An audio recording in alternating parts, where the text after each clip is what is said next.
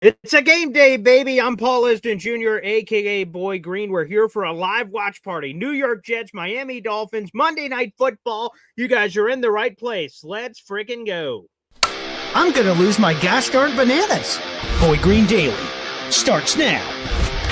Zoinks! Boy Green Daily, Boy Green Daily, Boy Green Daily. Let's go!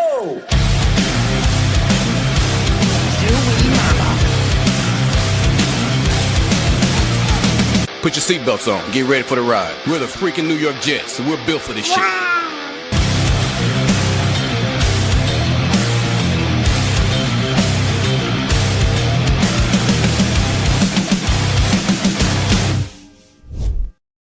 Hey, what's going on, everybody? I'm Paul Liston Jr., a.k.a. Boy Green. I'm the New York Jets digital reporter for Heavy.com. Welcome to our live watch party and play-by-play analysis of the Week 4 Monday Night Football game between the New York Jets and the Miami Dolphins. The Jets only have two primetime games this year. This is the only Monday night game of the year, and then we'll have a Thursday night football game against the New England Patriots on the road as well coming up later this season. So we got to enjoy them while they're here, baby. And to kick us off, before we get kickoff, which is set for 7:15, in about 14 minutes, we're going to be joined by our NFL insider extraordinaire, who's joined us for every game day so far this season, and a Monday night wouldn't affect that, baby. So let's bring him in, NFL insider Matt Lombardo from Between the Hash Marks. What's up, Matt?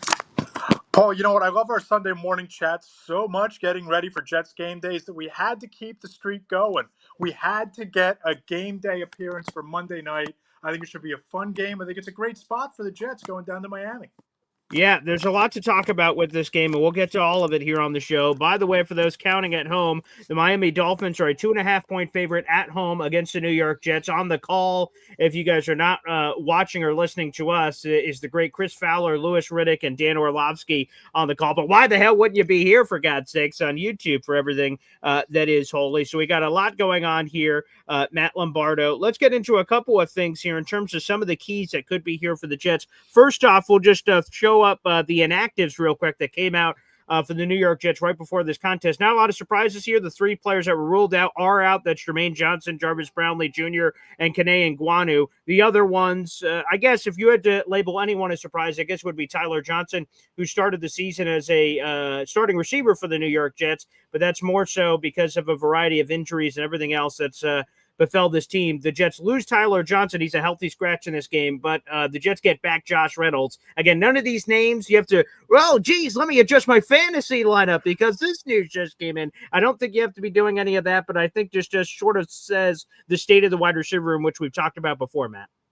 For sure. And I think that the one thing, the one obviously that hurts is Jermaine Johnson, especially, given the fact that Aaron Glenn loves to dial up extra pressure, especially given how much Tua Tagovailoa has struggled against the pressure this year. But, I think that this is potentially, Paul, I think it's potentially a get-right spot in this game for the Jets.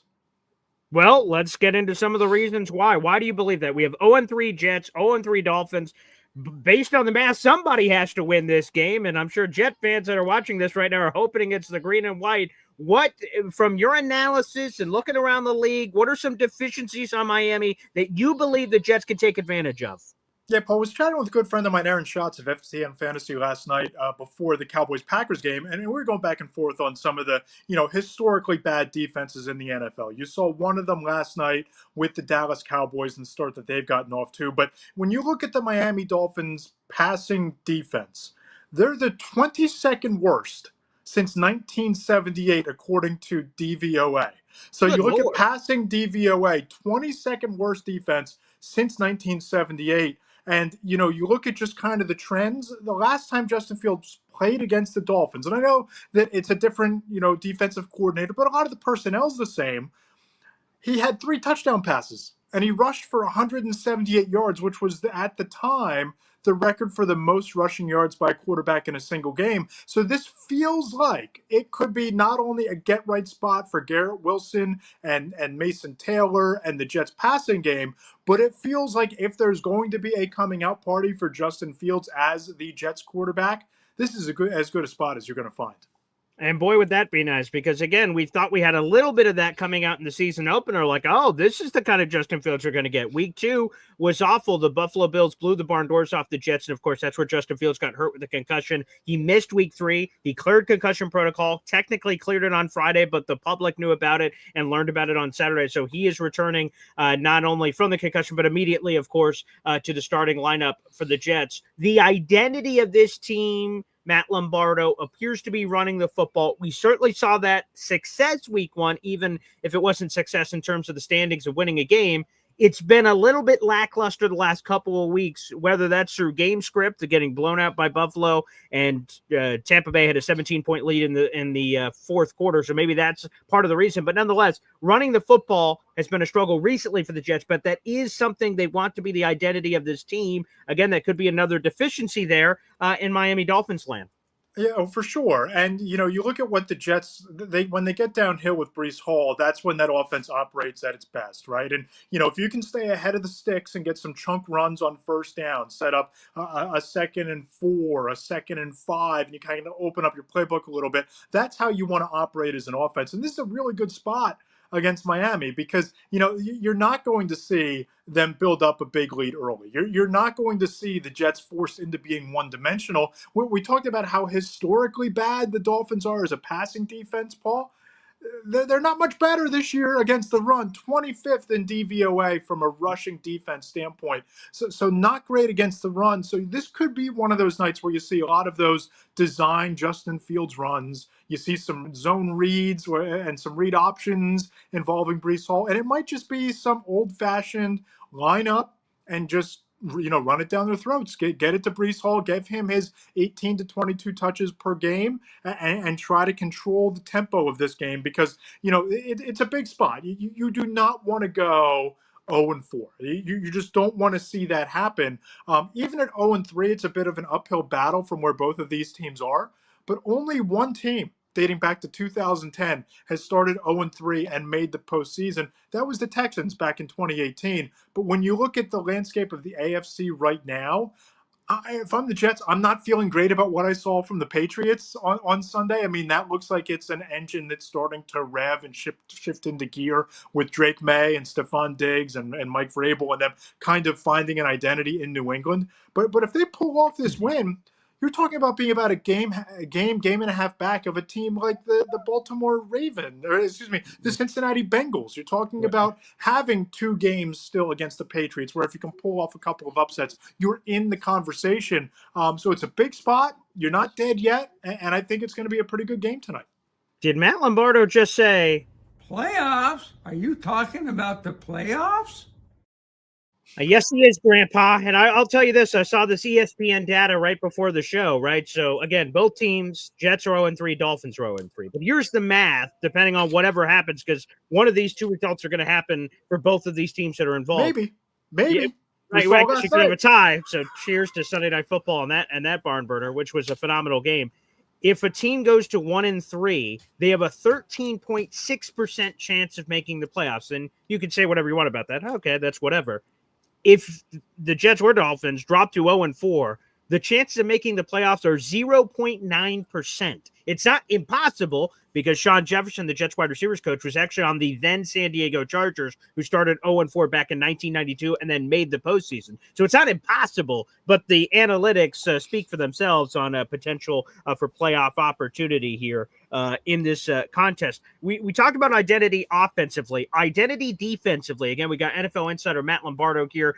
Between the hash marks, our NFL insider extraordinary joins us every single week here on the show. Make sure you guys like the video, hit subscribe if you're watching on YouTube, baby, and join our growing subscriber count. At the start of our live stream tonight, we are at 8,054 subscribers. So let's see if we can keep climbing on up, potentially to 10,000 subscribers here sooner rather than later. But that identity on defense, Matt Lombardo, is Steve Wilks likes to blitz. He likes to blitz a lot. Now, the success rate hasn't been as good, so the timeliness of said blitzes have not worked out exactly well. But I don't imagine that Steve Wilks is going to turn down the blitzing at any time, despite the lack of success so far. If anything, it sounds like he might turn it up. Yeah, and you just look at going up against Tua Tagovailoa. He's one of the bottom 5 to 10 quarterbacks in the league against pressure, and the Jets have brought extra pressure, something like 40% of snaps so far this season. They haven't gotten home. They haven't had a great sack to pressure ratio through those first 3 games. But I think that if you can get the Dolphins playing behind the sticks, if you can take Devon A-Chain out of the game, if you can make their running game kind of a non-factor and pin your ears back, Tua Tagovailoa is the type of quarterback that you can rattle and force into making some mistakes. And we talked about this back in the preseason. The next evolution, the next step of Sauce Gardner's evolution was, when are the turnovers, when are the interceptions coming? This is the type of game against this type of a quarterback who's facing monumental pressure internally and externally in Miami, for a team that's desperate, that has a lot at stake. The Dolphins do, in terms of their futures throughout the entire building. Where if Steve Wilks dials up the pressure, they get home a couple of times. A key turnover, a big stop on third down, a strip sack here and there. It could be the type of play that turns the tide of this game and gets Aaron Glenn his first win as the Jets head coach. Matt, I think that's the key. The Jets, or Dolphins for that matter, have not had a single takeaway on defense so far this season, which is wild to think about. They're the 9th and 10th team since 1933 in the NFL that have not created a takeaway on defense through the first 3 games of the season, and both being 0-3. Here's this. So I just mentioned all that stats about the Jets. They have not caused a turnover so far this season. Mr. Tua turned the ball over, has had 7 turnover-worthy plays so far this season, so he has no problem putting it in harm's way. He's a giver. We just need to be a receiver to receive the gifts from the football gods that he is trying to give here in late September, as if it's late Christmas, for goodness sake. So hopefully we can work some of that into the conversation. Now, let me just ask you this, Matt, because we have the game that's about to start here in a few moments, and appreciate you carving out some of your night and ditching the family to get your priorities straight with football, of course, on Monday Night Football. And maybe this is going to sound crazy here, but who needs this game more? Because the Jets are 0-3, the Dolphins are 0-3. Who needs this game more in your mind? Yeah, Paul, I mentioned the word existential. I think that's what this is for Mike McDaniel and the Dolphins, and Chris Greer, the general manager, as well. Above the stadium in Miami Gardens leading into the game, fans actually flew they bought an airplane. They rented an airplane, and Okay. the banner plane says, "Help wanted, new coach, new GM, new QB." So the fans have had it. And dating back to last December, I spoke with a league source, an agent who has a couple of clients on the Dolphins roster. He's pretty plugged in around the league. He was convinced that both Chris Greer and Mike McDaniel would go on Black Monday, just from the conversations in the building, sense from talking to his players. It didn't happen. They brought it back. And I think that now, starting 0-3, if you lose to the Jets, and you look at last year, Robert Saleh was fired, I believe, after week 5. So you're getting into that danger zone territory. Miami goes to Carolina next week. So it's a little bit less pressure than firing a guy like McDaniel with a rivalry game next week. If you're not going to do it now, the bye week isn't until November. So I think this is a must-win for the Dolphins from Mike McDaniel's perspective, that if they lose, there will be, in my opinion, legitimate conversations about Mike McDaniel being fired immediately, imminently. I think that's what's at stake for the Dolphins. For the Jets, I don't get the sense that Aaron Glenn's seat is very warm. You're getting Justin Fields back. It's a year where you're trying to evaluate Justin Fields, whether he's going to be your franchise quarterback or if you're going to be looking to the future at the top of the NFL draft. From a playoff positioning standpoint, it'd be great for the Jets to get this win. But from just an organizational survivor standpoint, I think the Dolphins need this game a lot more than the Jets do. Well, that banner certainly paints a certain side of the story, Matt Lombardo. There's no question. So thanks for that, pitcher, Dolphins fans. And while I don't like anyone losing their job, if the Jets could send the Dolphins to the shadow realm as one of the AFC's rivals we hate with the intensity of 1,000 suns, maybe that's just the price, the iron price that must be paid. Matt, I want to thank you so much for joining us here in the pregame show as we're about to get underway here with kickoff. Thanks for taking the time, brother, and I love it. We're going to see you right back. Well, actually, we won't see you back on Sunday because I'm going to be at the game. So we're going to have to call some audibles and figure out what our schedule is going to be over the weekend, because Boy Green Daily will be in a very different version live from the stadium. So we will certainly figure that out. Thanks for the invite. You can get your old pal back. Leave him down the turnpike. Yeah, totally fucked the pooch on that one. But Matt, we're gonna work on that, and we'll see if we can figure out something before game day. But we love you, pal. Appreciate you, brother. Thanks for having me on. There he is, Matt Lombardo. Whoopsie. I guess that's what happened. But thanks, everybody, for tuning in. Great stuff there from our NFL insider, Matt Lombardo. By the way, I love seeing this right off the beginning of the show. David Foley, baby, with a $5 super sticker here on the show. Hey. Wow. Here we go, baby. Let's go. Kevin James. I just got three things to say. God bless our troops. God bless America. And gentlemen, start your engine! All right, David Foley, you now have 5 raffle tickets to our contest. Let's frickin' go. Keep the love flowing throughout tonight's program, baby. Monday night frickin' football, baby. Let's go. And the Jets will defer, or however it works. The Jets will receive the ball in the second half. Dolphins are getting the ball first. Let's frickin' go. We'll have ESPN Gamecast up here in just a second. Let's get this party started. Monday night frickin' football. Nick Folk is kicking it off for the Jets, and here we go. All righty, the Dolphins collect it right at the 1-yard line here. Beautiful.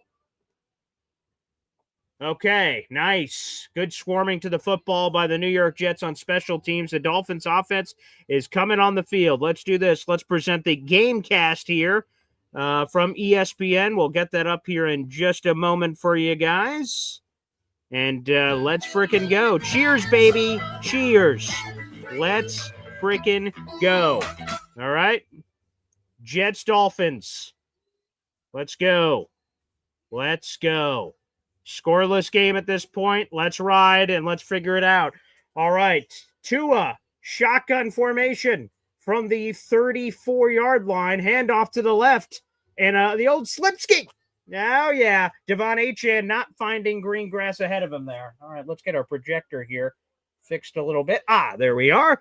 All right, perfect. We got the projector behind. Again, because of TV rights, we can't show you that live on the game, but we will be walking you through here on the play-by-play coverage. All right, the old turf monster got Devon Achane there on the run to the left. Very nice for this Jets-Dolphins game. Nice little start here. All right, let's get underway. 2nd and 7, gain of 3 on the play by Devon Achane. Shotgun set here for Tua from the 37-yard line. Hands it off to the right. And Michael Clemens, shout out to you, Indy Jets. Michael Clemens on the cleanup. We're going to have third and mid starting this game. 14:04 and ticking here in the first quarter. Again, some of us are going to be in different places because of all the different streaming, so try to stay with me. I'll keep you updated on the time and distance throughout today's contest. We have a 3rd and 5, 13:51 and ticking here in the first opening quarter. Let's go. Michael Clemens, all right, baby. That's what I'm talking about. 300 people in the room. Like the video, hit subscribe. Shotgun set. Tua, 3rd and 5. 3 receivers to his left, 1 receiver to his right. Darren Waller in the game right off the retirement couch. Tua over the middle, wide open. Oh, boy. Isaiah Oliver appeared to be in coverage. Is that Darren Waller's old ass? Jesus. Darren Waller off the friggin' couch, getting in on Isaiah Oliver. Come on, man. Gosh darn it, Darren friggin' Waller, you old bastard. All right, he showed a little bit of chutzpah there. Very nice. Yeah, showed some explosiveness, kind of worked himself out of the tight 3-man bunch and just did a crosser over the middle. Isaiah Oliver falling behind there. We'll get to your super chat in just a second. Excuse me, Chef Kevin Gilbert. Pistol set for Miami. 1st and 10. Fresh set it down to the 47-yard line. They're in Jets territory. Some initial pressure, rolls out to his left, and boom, chakalaka. Nice hit there by Jamie and Sherwood, delivering the Brutus beefcake. Okay, there you go, baby. That is an incomplete pass. 2nd and 10, 12:55 remaining here in the first quarter. All right, let's go to the Chef Kevin Gilbert super chat, baby. Love to see it. Wow. Let's go, Jets. I know we can count on you, BG. Salute to you in the coffee club. Thank you for the $10 super chat. Chef Kevin Gilbert. Nice play by Jamie and Sherwood right across the middle. That was Ollie Gordon, the Miami Dolphins running back, out there on the pass. 2nd and 10 pistol formation for the Miami Dolphins. 12:55 remaining in the first quarter. Handoff up the middle. Good run defense. Gain of maybe 3 on the play by the Miami Dolphins. It's going to be 3rd and 7. A nice 3rd down play. This could decide the game, how the Jets perform on 3rd down. They've been a little questionable on their 3rd down defense this year. So, Steve Wilkes, let's see what you can cook, brother. Let's see what you can cook. All right? For the love of everything that's holy.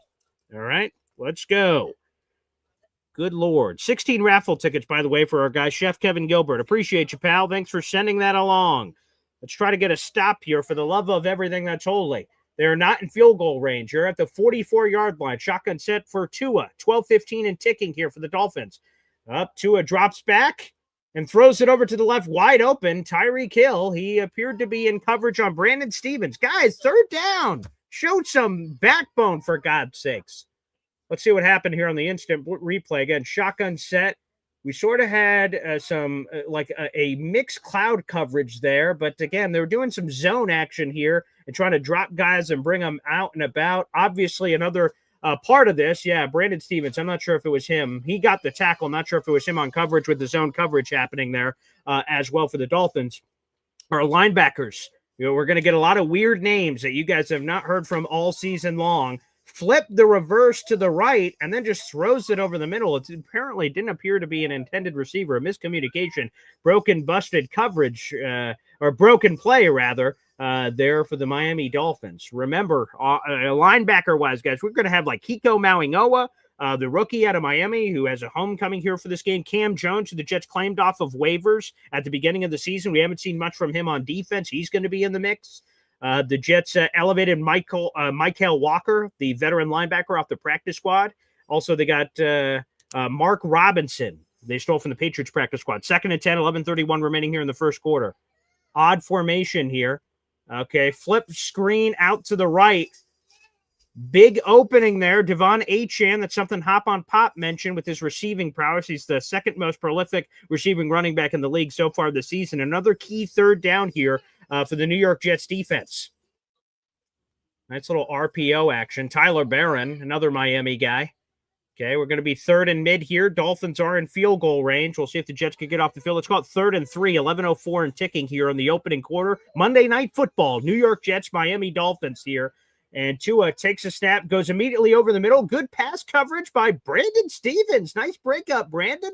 All right, there we go. He's doing a mime celebration of some kind. Not really sure what the intent was. F on the celebration, but A on the execution of the play. Way to get a pass breakup there. All right, very nice. Brandon Stevens, good work. He looked like he was on coverage on Jalen Waddle. So nice play, Brandon Stevens. All right, the Jets force a field goal attempt here from the Dolphins kicker. Let's keep an eye on this. 4th and 3 from Miami. 10:55 remaining here on the first quarter. 47-yard field goal. Let's try to get a miss. Where's Will McDonald? Where's Willie? Huh? Are we going to get another big play? Yeah, that's good. All right, Dolphins up 3-0 to start the game, but okay, not a touchdown. I'll take that, baby. Not a touchdown. Again, 3-0 lead for the Miami Dolphins here to start this this Monday Night Football game. All right, good defense. Brandon Stevens, way to close up and hold them to a field goal. That could have been worse. So, okay, all right. Not too shabby. Okie dokie. So thank you, Brandon Stevens, for that. All right, love not giving up a touchdown immediately. That's refreshing. That's nice. All right, so way to go defense. Now let's get the ball back in the offense's hands here. Son, don't get upset over there. Again, it's only 3-0. There's still plenty of time left in this contest. I know. I didn't want to give up any points, but here we go. All I wanted to do was help kids and families. Let's see. Bank of Has America anyone ever was missed a just field goal so against the Jets? It's a important good with question getting because things there's so many started. other games in the league where people are missing we field goals are left and pulling right. Yet together against the with Jets, Bank of they're always America. true. So I'm not really sure what's going on there. Bank of America. That's Yes, everyone's asking for the call-on line. Whoopsie, my apologies, folks. We'll get that up immediately here on the show. My apologies. Slipped up there. All right, let's get the call-in line in immediately because as you guys are talking about it, the call-in line is open all day on the show. It is now the pinned comment on youtube.com/boygreen25. If you guys would like to call into the show, feel free to do so. The phone lines will be open all show long. We'll be on live here for the live watch party and play-by-play coverage. And then, of course, after the game is over, we'll have a few comments and immediately jump over to the post-game show here on the program. So all that will be coming up. All right, let's go to the phone lines. We've got Philly Noodles here on the program. What up? Noodles are alive. They're alive and kicking. Right out the shower. You know what I mean? They look fresh. Thank you. Yeah. Shout out to Indy with his Clemens call. Ah, very nice. Making a big hit.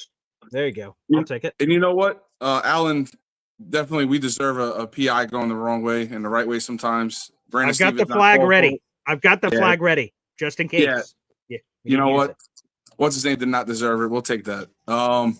Yeah. I'm interested to see if they can really cover the tight end for us, Waller, whoever. Darren Waller. Like, this is his debut. He has not played all season. The last time he played was with the Giants prior to retirement, for God's sake. So, unbelievable.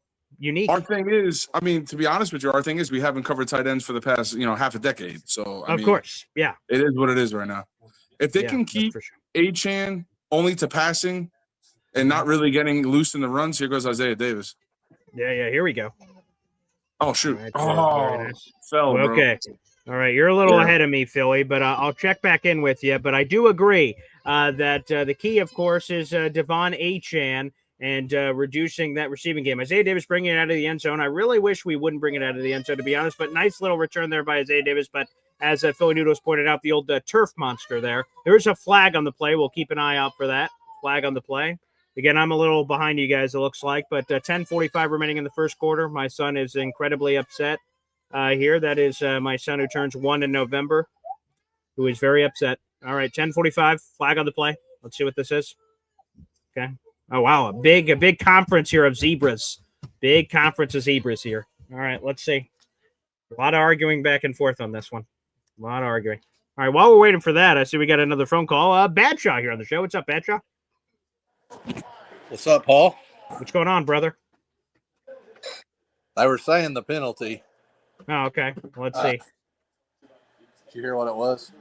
Wait, I'm about to get it right now. Let's see. All right, head official. All right. 2 fouls on the play, both on the same team. Illegal block in the back on the Jets. Penalty decline, then holding, I would imagine. Oh, low block on the Jets. Oof. Okay. Both penalties on the Jets are they're going to accept the low block, but first down here. The Jets offense on the field. Justin Fields, 10:45 here the first quarter. There you go. Let's see. See if we could get week 1 Justin Fields. That's what we're hoping for, Badshaw. Oh, I was going to show you my sandwich. I made it out of the yeah. Let's go full screen here. Yeah. Let me see that sandwich. What do we got on there? We got us a Cuban sandwich. We got some nice smoked ham, baby, pickles. Oh, who the hell is this Dolphins fan? What the hell? I know. Finn? What's going on there? Jeez. Oh, we've got us a little AFC East rivalry in Arkansas. Okay. So oh, Dan Marino. Nice. Okay. Yeah, there you go. Nice. How long it's been. He's got about cool. all of the Dolphin stuff you can imagine. But wow. I imagine one thing he doesn't have is a Super Bowl recently, do you, there, Dolphins guy? That's fair. That's fair. Yeah, there we go. Yeah. Nice. I mean, I guess you do have the undefeated season, so you always have 72 over us, I guess. And technically, that was more recent than 68-69, but I'd rather not get into technicalities here on this show. That's fair enough. Yeah, there we go. But I love it. That's cool that you guys are hosting a Monday Night Football party. Awesome. Braylon Allen, baby. All right, let's see. All right, we'll check back in with you, Badshaw. Yes, 2nd and 4, handoff to Agent Zero, Braylon Allen, who trucks forward. Get off me, boy. Takes it out to the 29-yard line. Nice rush there by Braylon Allen, part of the Killer Bees, which we haven't seen much of this season. Very nice. The starting receivers, by the way, for the Jets in this one, Garrett Wilson, Alan Lazard, Josh Reynolds. I wasn't sure if Lazard was going to be up for this game. I thought they might have made him a healthy scratch because it's sort of redundant with what Josh Reynolds brings to the table. All right, shotgun set. Justin Fields dodges some initial defenders, rolls out. There's some green grass ahead of him and skirts out. Very nice. It's going to be second and manageable here. Nice for Justin. Again, that's it.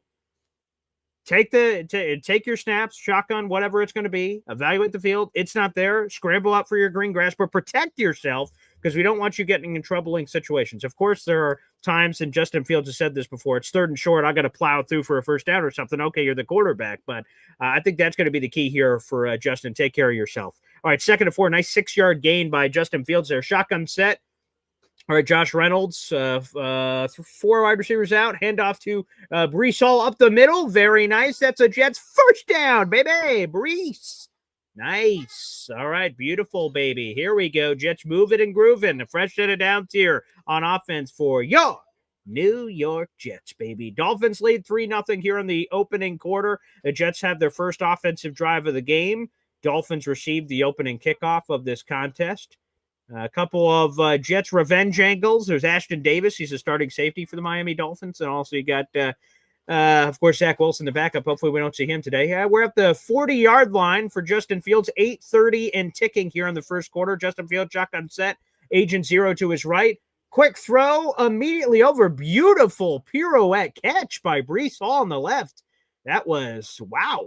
Okay, quite a catch. It was probably a little extra from Justin Fields. It probably didn't have to be that complicated, but Breece Hall with an absolute pirouette catch. Very impressive for 5 yards, spinning like a ballerina in the air, plucking it out of the air. Toe drag swag, ta-ta. Very nice catch by Breece Hall. That was very impressive. He's immediately going to the sideline. Hopefully it's not banged up or anything. We'll see. Might be seeking some extra attention here. All right, Justin Fields on a center I formation. 2nd and 5, 7:53 and ticking here. Justin Fields hands it off to Agent Zero right up the middle. Booyah! He's trucking forward and pushing defenders into Dolphins territory at the 40 or 39.5-yard line. 7:41 and ticking. Braylon Allen, baby. Physicality. I like the Jets just punching the Dolphins in the mouth here. Nice little 20-yard gain. Very nice. I might have over-exaggerated. Let's see. It's a nice little, 15-yard gain. That's very nice. Yeah. Braylon Allen, moving and grooving, baby. We haven't seen enough Braylon Allen this year. I love seeing some Braylon Allen action. Yeah, he should be a big part of this offense. Big part of this offense. Agent Zero.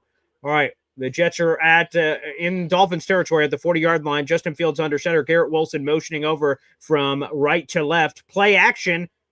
Justin Fields rolls out to the left. There's some green grass ahead of him. 40, 30, and slides down the 18. There should be a flag for the Dolphins' bodies flying all over him there. Great little dash from JF7, baby. And he slides down. Play action, but able to get out of it. No problem. Gets away from it. Nice gain here and then slides down. Oh, Dolphin defenders collided into each other on a second camera angle. So thank you, Monday Night Football, for that. 60 yards rushing already for the Jets, are averaging 10 yards a clip. Sign me the hell up. Another fresh set of downs here for your New York Jets. 1st and 10 at the 21-yard line. A lot of shifting happening here. Pony package with Justin Fields. 2 guys in the backfield. 3 wide out.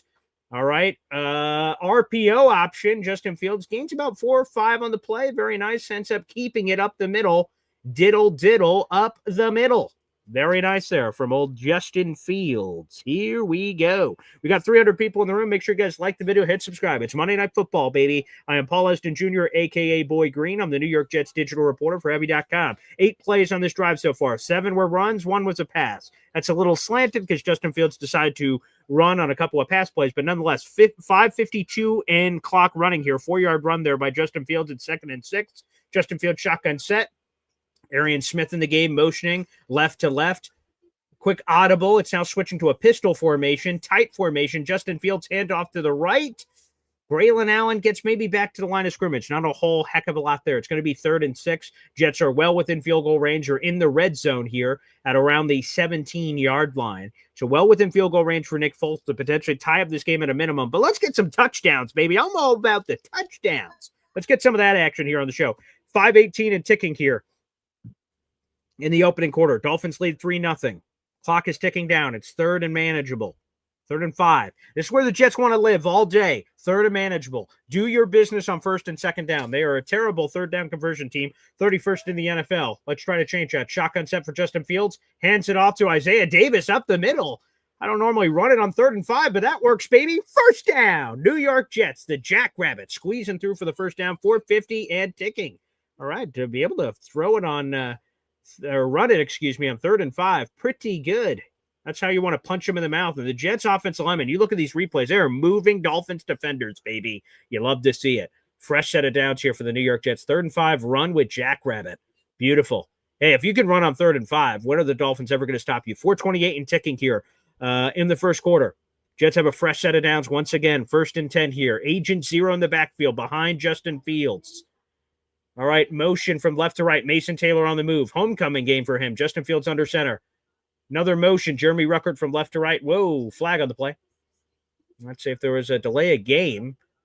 Yep, delay of game on Justin Fields. You got to be aware of that, man. Keep an eye on that big play clock in front of your face, pal. No excuse. Let's go. Let's move and groove, guys. Those are just stupid, dumb penalties. Come on, man. Self-inflicted wounds. Let's try to avoid those, people. Let's try to avoid those. If we can, I'd really appreciate it. For the love of everything that's holy. Come on now. All right, Anthony Weaver, 4 minutes and clock ticking here, 3:59 and going. Justin Fields, shotgun set, 1st and 14 after the penalty. Justin Fields takes the shotgun snap. A lot of pressure around him, rolls out to his right and just flicks it out of bounds. Nothing there, but there is a penalty on the play. Let's see. Might have got whacked around the face, but I'm not sure. Let's get a gander at this penalty here. 3:46 in the first quarter here. Dolphins lead 3-0. 300 people in the room. Like the video, hit subscribe. Hands to the face defense. It's a 5-yard penalty and an automatic first down, baby. Nice. Let's see who got hands to face. Let me see here. Could be Jalen Phillips. Oh, yeah, Jalen Phillips and Armand Membu. He ripped his helmet off. Nice. Okay, I'll take that. That's an automatic first down for your New York Jets. I'll take it however you could get it. Jalen Phillips, get out of his lunch bag, man. Good Lord.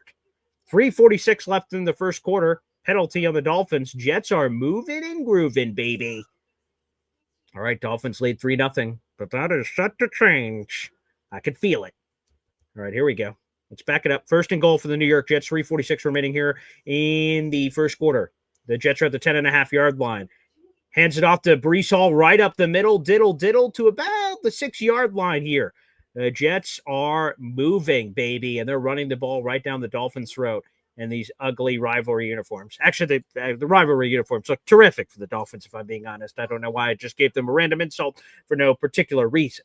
But, yes. There you go. All right, 2nd and goal for the Jets. 11 plays in this drive, 10 runs, 1 pass. Hey, whatever works, baby. I'm all for it. 6-yard line for the New York Jets. 2nd and goal. Breece Hall moves from right to left. All right. We've got a lot of beef up the middle. Braylon Allen, Agent Zero, excuse me. And the ball's loose. Fumble by Braylon Allen. And he loses it. Unbelievable. As Braylon Allen was going toward the end zone, he loses the ball. Agent Zero, fumble. Killer, man. We just can't stop. The Dolphins get their first takeaway of the season. The Jets and Dolphins both entered this game with no takeaways. The Dolphins just got their first takeaway of the season against the Jets. Let's look at it. Braylon Allen. Oh, he tried to extend the ball. Oh, terrible. Yep, tried to extend the ball, and he was just as he was heading into the end zone. Fumble. Dolphins take over 3-0. Unbelievable.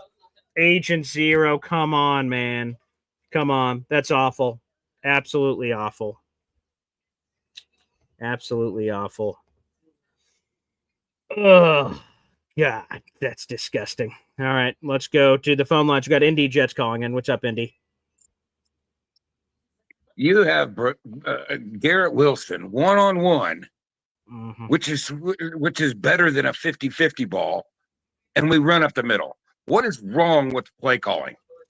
Hey, I don't mind the running has been great. So him just fumbling just sucks. I mean, that's just terrible luck for the New York Jets, but cover the biscuit. So I don't mind. Again, I'd love to get Garrett Wilson the ball as often as possible, but the running's working. So I don't have any problems with the running part. You still have to take shots down the field.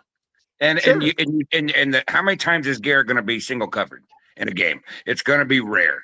He was one-on-one. They brought the safeties up. They refused to take any. That's not even a deep shot. It would have been a 10-yard, 15-yard pass at most. And they refused to do this. What is wrong with the play calling? Yeah, like I said, I think this was the first drive of the game, and I thought it's been working so far, to be honest. It's hard for me to, hate on Engstrand. It just sucks that Braylon couldn't cover up the ball, and he reached over the goal line and gets the ball punched out. He's got to protect the biscuit. And that sucks because, to go from a minimum of tying the game to at worst tying the game, at best taking the lead, that's just a real cup of suck there. But again, they load the box up and we run into it. You throw a pass out to one-on-one with Garrett. You pull the next play, you pull a safety out there again. So you have one less in the box. Nope, we're just going to keep. They literally had 10 people in the box. And we still run. I mean, that's where I have a problem with it. When they had 3 receivers out there and they spread the field out, they run the ball. But when you have one-on-one and you've got 10 in the box, why would you run the ball? It just not making any sense to me. Why are they not even? They're not even testing these guys, which they know is a bad, a cornerback room. Yeah, I respect the takes, Indy. I'll just say the opening drive and the Jets ran it right down their throat. Let's get to another call here as the Dolphins are getting underway on offense. Hop on Pop joins us. 1st and 10 for the Dolphins with 3 minutes to go in the first quarter. They're at their own 4-yard line. Handoff up the middle. Great run swarming by the Jets, taking it maybe for a gain of 1. Go ahead, Pop. What's your reaction? It didn't seem like you liked what Indy was saying. Yeah, with all due respect, Indy, and I do mean that. I know most people don't mean that when they say it with all due respect. They normally don't. No, absolutely but not. But I do mean it. You're missing the point. The Jets are trying to establish your identity. They're pounding the rock. I want them to hand it to Agent Zero. He extended the ball too early. He was at the 2-yard line. You can't do that. You got to cover the ball up. You're on the 1-foot line. You extend the ball out. You can't let it get punched out on that goal line. They're averaging 8 to 10 yards a clip on the run. You want to establish that identity. Definitely the right play call to run up the middle. And if he covered up the ball, we wouldn't even be talking about it. So that's probably true. Pop, appreciate the call, and you guys can continue to check in throughout today's broadcast, of course.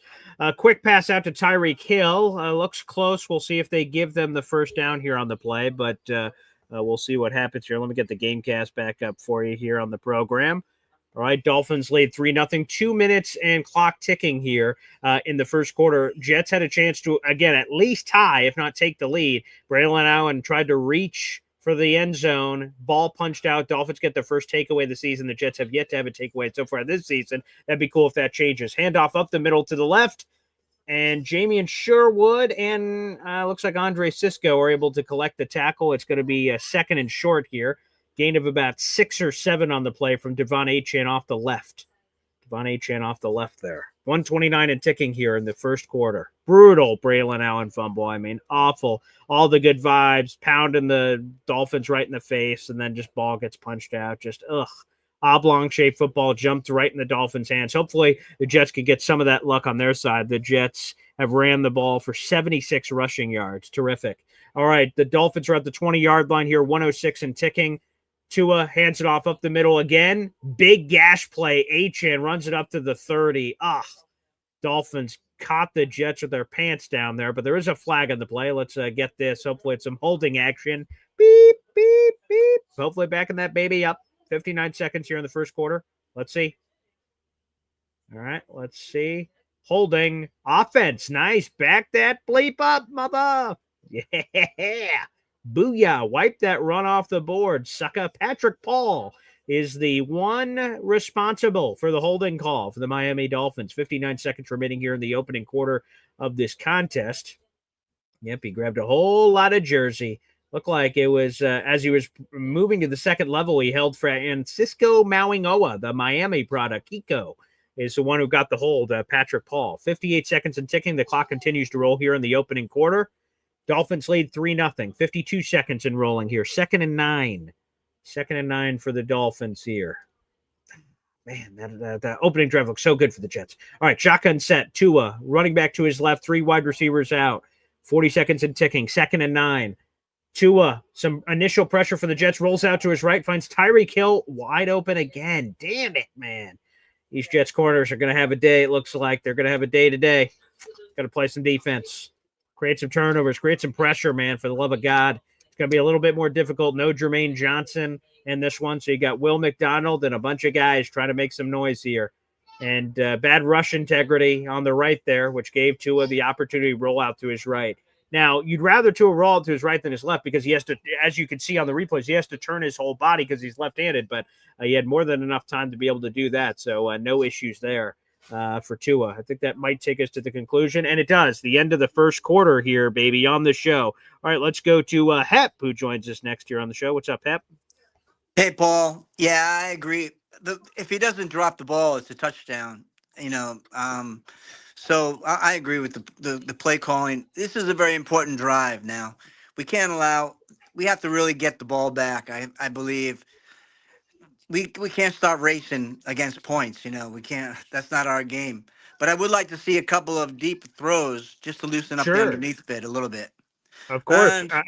Yeah. No, I was just going to say, I've just been so impressed with, like teams are like, what is this Jets team going to do? Run the football? And the Jets have been running the football. But the good news is that like they're like, even though everyone knows they're running the football, they're having success running the football, which to me is like incredibly encouraging that they're having this success. But to your point, of course, we want to see Arian Smith. We want to see Garrett Wilson. We didn't pay him all that money to just watch on the sideline. So, of course, we want to see more of that action, certainly moving forward. There's no question about it, of course. Well, it feels like there's no threat of it. Like they're not even worried about that. So yeah, I like to push that pressure there. And what else? Once again, third down. We're not getting off on third down. Oh, God, that's so frustrating. Yeah, I don't know. We're gonna have to do some kind of adjustment now because it looks like Miami's starting to get hot. Yeah, all at the wrong times. Hep, appreciate it. And you guys can continue to call in throughout today's program. We have 300 plus people in the room. Like the video, hit subscribe. Dolphins lead 3-0. We're heading into the second quarter of this contest. All right. So welcome to our live watch party and play-by-play analysis here for this live stream. My name is Boyd Green. If you don't know who I am, I host New York Jets content every single day at 7:30 in the morning. That show is called Boyd Green Daily, a daily New York Jets video show, also available wherever you get your podcast. But we also do these live watch parties and play-by-play analysis here on the program. So let's friggin' go, baby. Yes, sir. We bring it to you. Let's get some excitement here. Let's try to get some gosh darn excitement here for the gosh darn New York Jets. We need to make a play. There's no question about it, and it's been a little difficult so far to cash that in and make these plays. So let's see if the Jets can turn it around and make a gosh darn play. I'd love to see some blitzing. That'd be nice from the New York Jets. Let's see. See what we could cook here on the program. Let's go. Or as my pop likes to say, welcome to the Coffee Club, bitches. There you go. We're about to reach 8,060 subscribers, so thank you, everybody who's jumping on the train as soon as they're coming up in here. Really appreciate it. All right, the start of the second quarter here. Tua under center, 1st and 10, fresh set of downs here for the Miami Dolphins. Play action, and Tyler Barron, oh my goodness, Tyreek Hill has a lot of space in front of him and sneaks out of bounds. Tyler Barron completely got sold on the play action play. He's just so unplayable, man. Tyler Barron sucks. He's your left defensive end. All the entire defense washes over to the right on this play action, and then he just comes over, and there's no threat of pressure anywhere, and just wide open Tyreek Hill underneath. Like, good Lord, we need a defensive end to step up. And Tyler Barron is just non-existent or giving us negative plays, man. Good Lord, have mercy. Dolphins are in Jets territory. They're at the 46-yard line. 1st and 10. Once again, 14-23 and ticking here. Fumble, loose ball. And, of course, the Dolphins jump on it. Why wouldn't they? I mean, how unlikely is it that it is an oblong-shaped football? It's Hey Arnold's friggin' head, and that it can't possibly bounce in the way of the Jets. Tua takes this handoff and just drops it, and it kicks around by the running back, and then the running back's like, oh, yeah, there's a ball on the ground, and he jumps on top of it. And then, like, no Jet is close enough to get on it. Like, good Lord, man. Come on, man. 2nd and 14, a loss of 4, so that's cool, I guess, but I would have taken the turnover, man. Good Lord. Good Lord. All right, 13:44 and ticking here. Pistol formation. We got Tua and Devon Achane behind him. Play clock's running down quickly. Motion out to the left. Quick screen out. And the Jets get juked a little bit out of their socks, but it goes down to where's that at? I'm going to wait for the mile marker here. Look like a gain of 3 perhaps on the play. It's going to be 3rd and long here for the Dolphins. The Jets need to get off the bleeping field for the love of everything that's holy. 13-16 clock ticking here on the second quarter. 3rd and 10. There's no excuse. The Jets have to get off the field here, and maybe even a sack kicks them out of field. They're not in field goal range yet, excuse me, but keeps them out of field goal range is getting a sack and a big play here. You cannot let them convert. 46-yard line here for the Dolphins. Empty set for Tua. He has the Jets defense spread out. All right, Jets getting some pressure, and it doesn't matter. Jalen Waddle immediately wide open on Michael Carter the second. 1st down, 3rd and 10. This just sucks, man. Where is this defense? Where's your pride? 3rd and 10, and Michael Carter the second. Tony Adams, like, what is going on, man? Let's see what happens. Jalen Waddle just runs Michael Carter out of his socks, runs immediately past him, the easiest 1st down of his life. Unbelievable. Michael Carter, what happened, man? What happened to you? What happened, Michael Carter? Ugh. Ugh. Ugh. Ugh. Disgusting. Where is the pride for the defense on third down? They just can't get off the friggin' field, man. To a handoff. A pitch back. It looks like Malik Washington. A little bit of trickery here. And a gain of 8 on the play. Gain of 8 on the play. 12:04 and ticking here in the second quarter. Oh, good Lord, man. Our defense is awful. I mean, I just never thought it would be this bad. Now they've got issues. I'm not blind to it. Especially depth at defensive end, and their linebackers are all kinds of atrocious right now with all the injuries. But they're flipping passes backward, doing all kinds of goofy shit. This Jets defense can't do crap. Yeah, Tua's just flipping it behind him. They're getting all trickeration here, and the Jets are just out of sorts. 2nd and 1 here for the Dolphins. Handoff up the middle. And why? I mean, they're just having Mack truck lanes here to the 6-yard line. First down for the Dolphins. 1st and goal, 11:22 and ticking here for the Dolphins. Oh, my Atlanta. All right, Steve Wilks, look at that play sheet all you want. Find something, man, on the play sheet for everything that's told. This is an 11-play, 91-yard drive. Braylon Allen fumbled, and I said, well, at least the good thing is that they'd have to drive all the way down the field. Apparently, no problem. They have taken over 7 minutes off the clock on this drive. It's 1st and goal, and the Dolphins are just going right down like a hot knife through butter here. All right, shotgun set for Tua. No, pistol set, excuse me. All right, hands the ball off to his left. Good play. Who is that? I want to give proper tackle here. Nice run defense by Andre Sisco, and the rest of the defense swarm. That's what you got to do, guys. Even if you can't take the guy down yourself, hold him up long enough so your brothers in arms come sprinting to you to try to make a play here. 2nd and goal. 2nd and goal. 10:31 and ticking here in the second quarter. Okay, come on, defense. Make a play. We just gave up a fumble in the red zone. Can Tua throw a pick here? Can we get a fumble-aya? Can we get something for the love of God? Here on Monday Night Football? Mixing it up. The Dolphins have had 7 runs on this drive, 5 pass plays, Tua under center.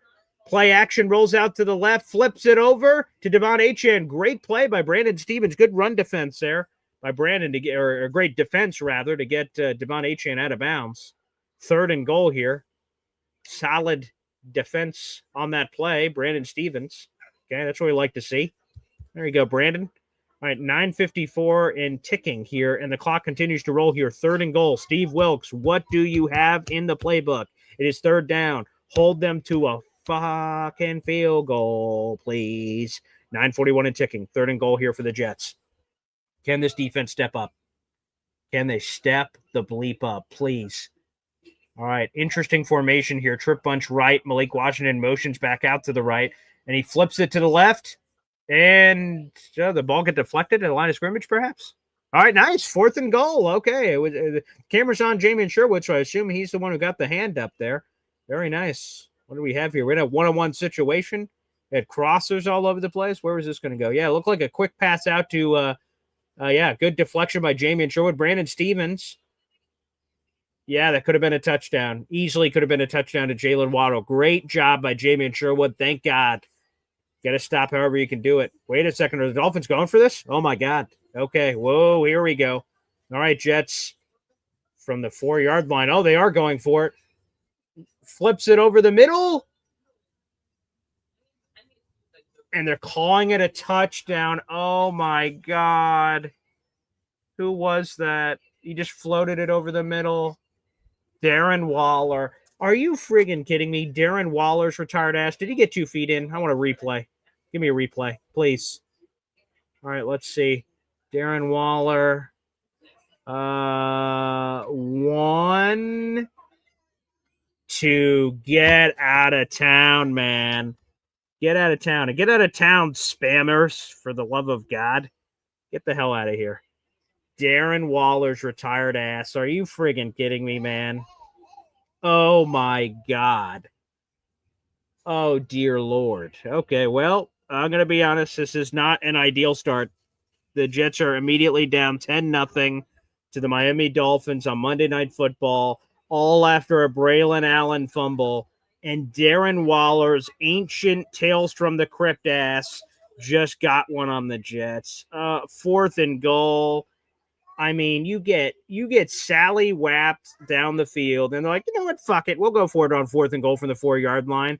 And they get the touchdown with Darren Waller, who hasn't played since his retirement with the Giants. Get the fuck out of here, man. That's embarrassing. That's fucking embarrassing, man. That is absolute awful bullshit. Good Lord. Where is your pride, defense? It's a divisional game. You haven't won a friggin' game all year, and you get shoved down the field. They drive 96 yards like it's nobody's business right down your throat and punch it in. A 15-play, 96-yard drive took 8 minutes and 40 seconds off the clock. Get out. Embarrassing. Hop on Pop joins us. Pop. Hey, settle down. Hey, I'm just reacting to the business. We just got our lunchbox handed to us, for God's sakes. Yeah. So they did some trickeration. Look what happened. Look what the Jets did before the fumble. They pounded the rock. They did what we've asked them to do. Okay. Right?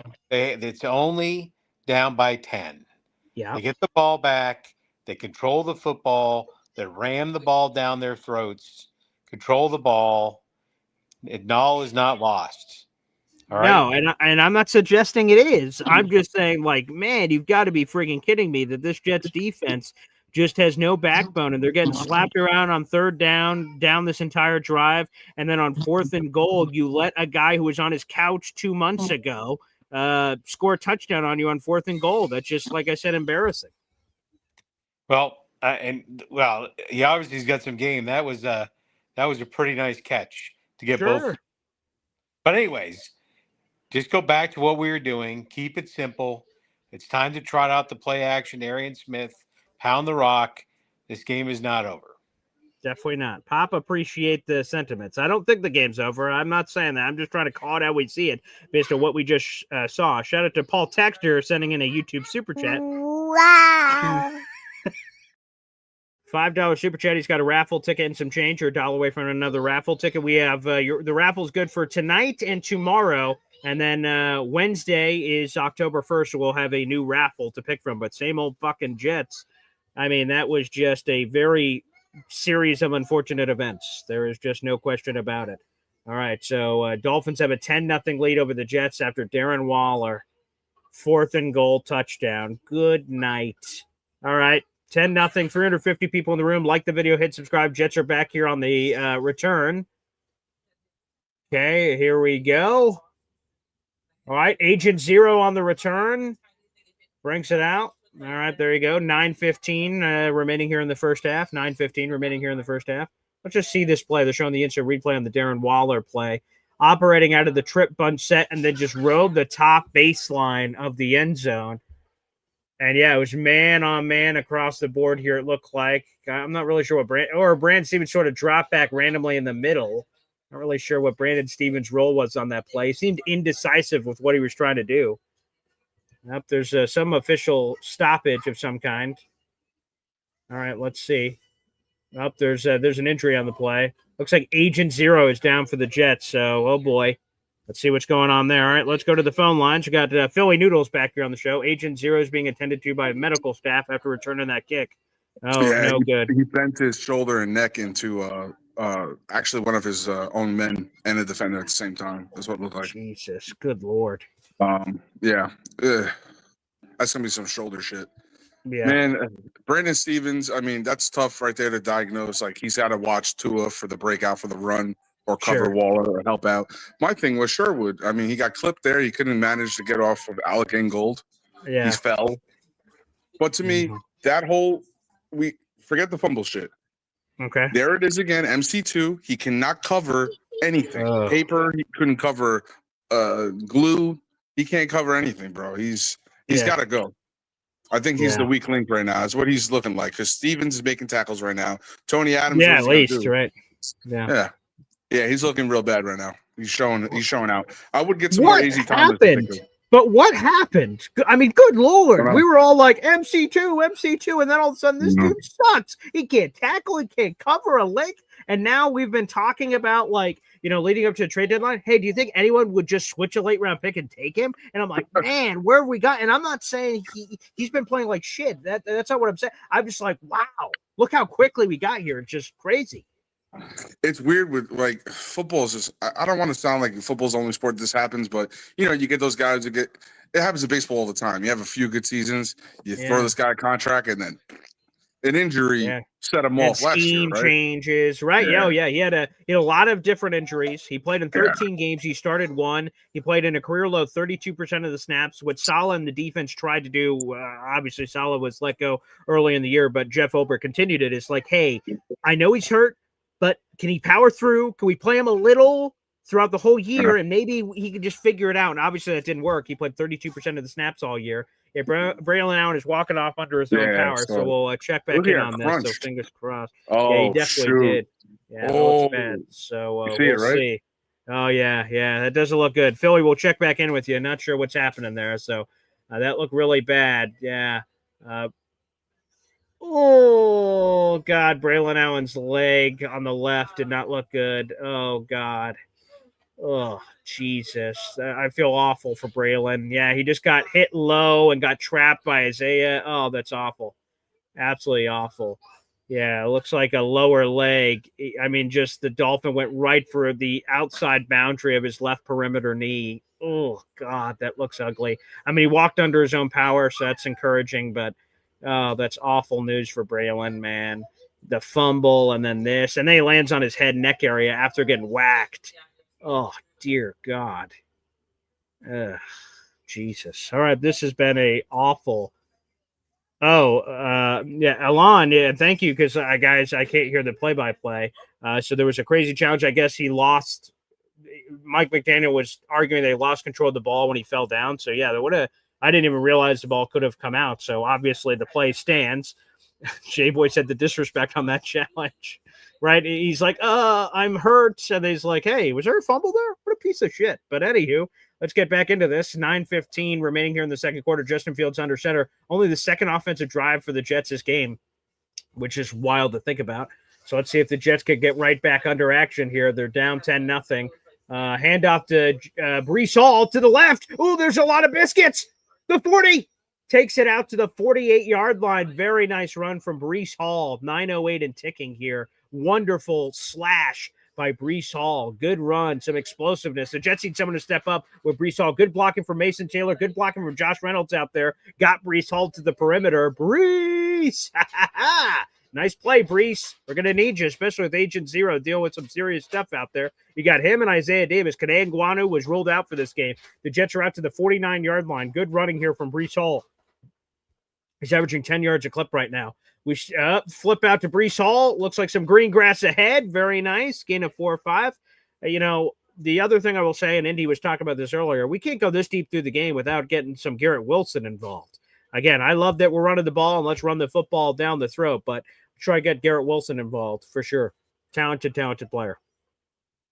All right, Jets. Let's see what we can do here. Oh, God. Hopefully Braylon's okay. Just hate it for the young man. Very talented player. All right, the Jets are in Dolphins territory here at the 47-yard line. I formation. Jeremy Ruckert, Isaiah Davis, Jackrabbit. All right. Play action. Justin Fields. A lot of pressure around. Is unable to escape out. Dolphin defender took him down for a 3-yard loss. Justin Fields tried to get out of it, but just could not. It was a play action, immediate pressure in his face. Rolled out Yippee Skippy to the right, and just a shoelace tackle just got him on the ankle there. Nearly jumped out of it. Yep, just got him on the foot. May have gained a couple more. Still other Dolphins defenders were swarming. All right, number 26 for the Miami Dolphins. All right, 3rd and 8 for the Jets. Let's see, 49-yard line, still in Dolphins territory. Definitely not in field goal range, obviously. And pressure's coming. Justin Fields throws it. Wide open to Mason Taylor, who slipped. We'll see. They're giving him the first down. Thank God. Mason Taylor. Nice. Way to go. Old turf monster grabbed him. I wasn't sure if he was going to make it. But Justin Fields, pressure in his face, 3rd and long, throws it out to Mason Taylor. Let's see here when he gets out of bounds. Yeah, he got the first down. Nice job. Nice rolling, moving by Mason Taylor. Creative. Hey, we'll take first downs however we can get it. Very creative. Stop, drop, and roll like a fire alarm is going on. All right, 41-yard line. Jets are in Dolphins territory. The offense has been moving. They just need to start scoring. 6:37 remaining here in the first half. Justin Fields play action. Immediate pressure. Throws it out of bounds, Flag on the play. They are trying some of these play action shots you guys were talking about, but the Jets' protection is just not holding up. All right, 6:31 remaining here in the first half. Dolphins lead 10-0. Illegal shift on the offense for the Jets. Gonna have to replay that down. Illegal shift on the Jets. It'll be 1st and 15 for the New York Jets. But again, they've been trying to take some of these deep play action shots, but they just haven't been happening. The Jets have not been able to hold up in pass protection. We've got 350 people in the room. Make sure you guys like the video, hit subscribe, baby. Let's see what this illegal shift is. I didn't see what it was, so maybe we had not the right amount on the line of scrimmage versus off the line of scrimmage. Nonetheless, Jets face a 1st and 15 empty set. Breece Hall motions out. He is the outside perimeter wide receiver to the top of your screen. Definitely, whoa.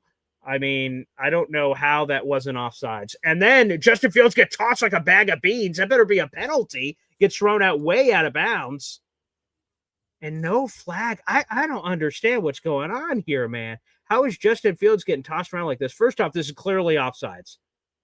This Dolphins defender is totally offsides, but somehow the ref doesn't call that. And then Justin Fields rolls out here, and he gets thrown down to the ground. Wow. Man, I don't normally like to say anything about officiating, but come on, man. What the hell is going on out here? All right, it's 2nd and 13, loss of 3 on the play. Again, the Jets are still – oh, that's a 5-yard penalty. Encroachment. Jesus. Good Lord. What do you have to do to get a friggin' penalty around here, for the love of God? Dolphin clearly jumped over, but now there has to be a conversation. Why can't we just call it's offsides? All right, it's offsides. Now we have to – can we meet about this? Can we talk about the pros and cons of giving the Jets a positive penalty here? Jesus. Thank you. Offsides on the Dolphins. 5 yards, gives us back, makes it 2nd and 8. All right, here we go. Jesus. Good Lord. Neutral zone infraction on the Miami Dolphins. 5:58 remaining here in the first half. Jets are down 10-0 to the Miami Dolphins on Monday Night Football. Clock is rolling. All right, here we go. All right, again, the Jets are in Dolphins territory. 5:50 and ticking in this contest. Jets are down 10-0. 39-yard line. Justin Fields shotgun set. Isaiah Davis to his left. 3 wide receivers out and a tight end. Garrett Wilson has yet to have a target in this game. Justin Fields hands it off to Isaiah Davis. Wait, another flag on the play. Oh, my God. Braylon Allen is walking very gingerly back to the false start. Get the hell out of here. Guys, can you stop shooting yourself in the foot? Jesus Christ. Good Lord. Yes, Braylon Allen walking very gingerly. That does not look good for Braylon. Terrible news. But false start, we give it right back. So, all right, 2nd and 13 again.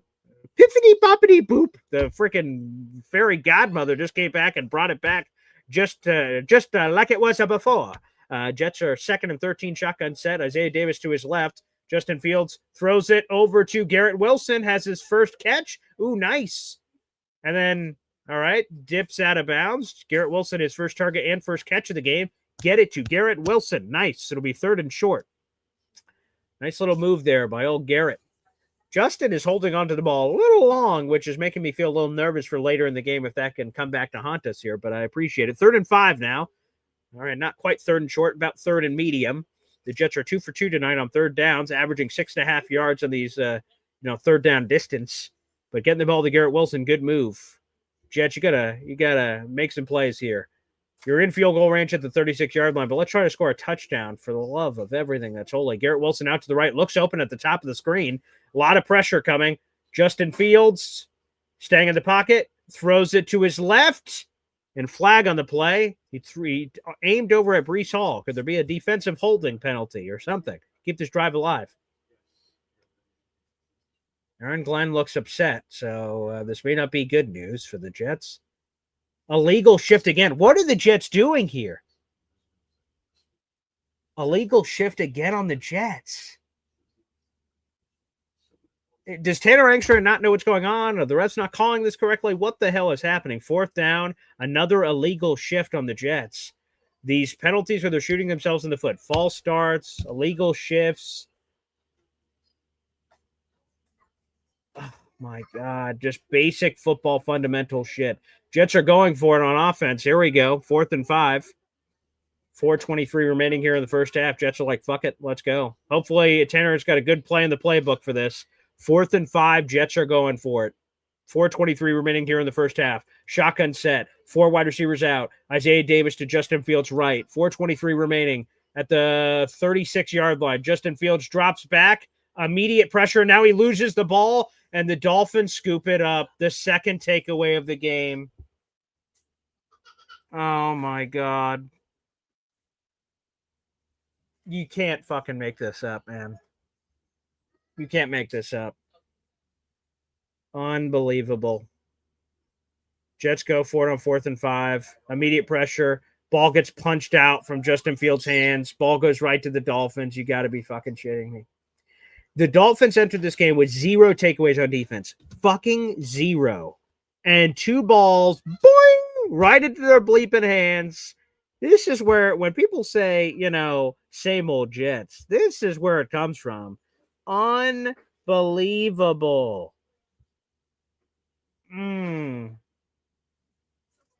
Unbelievable. My father saying it was a turnover on down, so not really a turnover. I don't know, man. That was a turnover. They fumbled the ball. Dolphins recovered, and they gained yardage out of it. Hey, I love painting things however you want to paint them. That's a turnover, man. And 2 turnovers for the Jets. Losing this turnover battle 2-0. That's a turnover, man. Oh, golly. This is just awful. Justin Fields. Oh, my God. Self-inflicted wounds, illegal shifts. The Jets just continue to shoot themselves in the foot. This is just disgusting. Disgusting. Jets have 4 penalties for 27 yards so far. 2 turnovers. They just keep losing the turnover battle. You can't win football games when you turn the ball over, man. Pop says they should have taken the 3. You can make a very legitimate argument. Would have made it a 1-score game.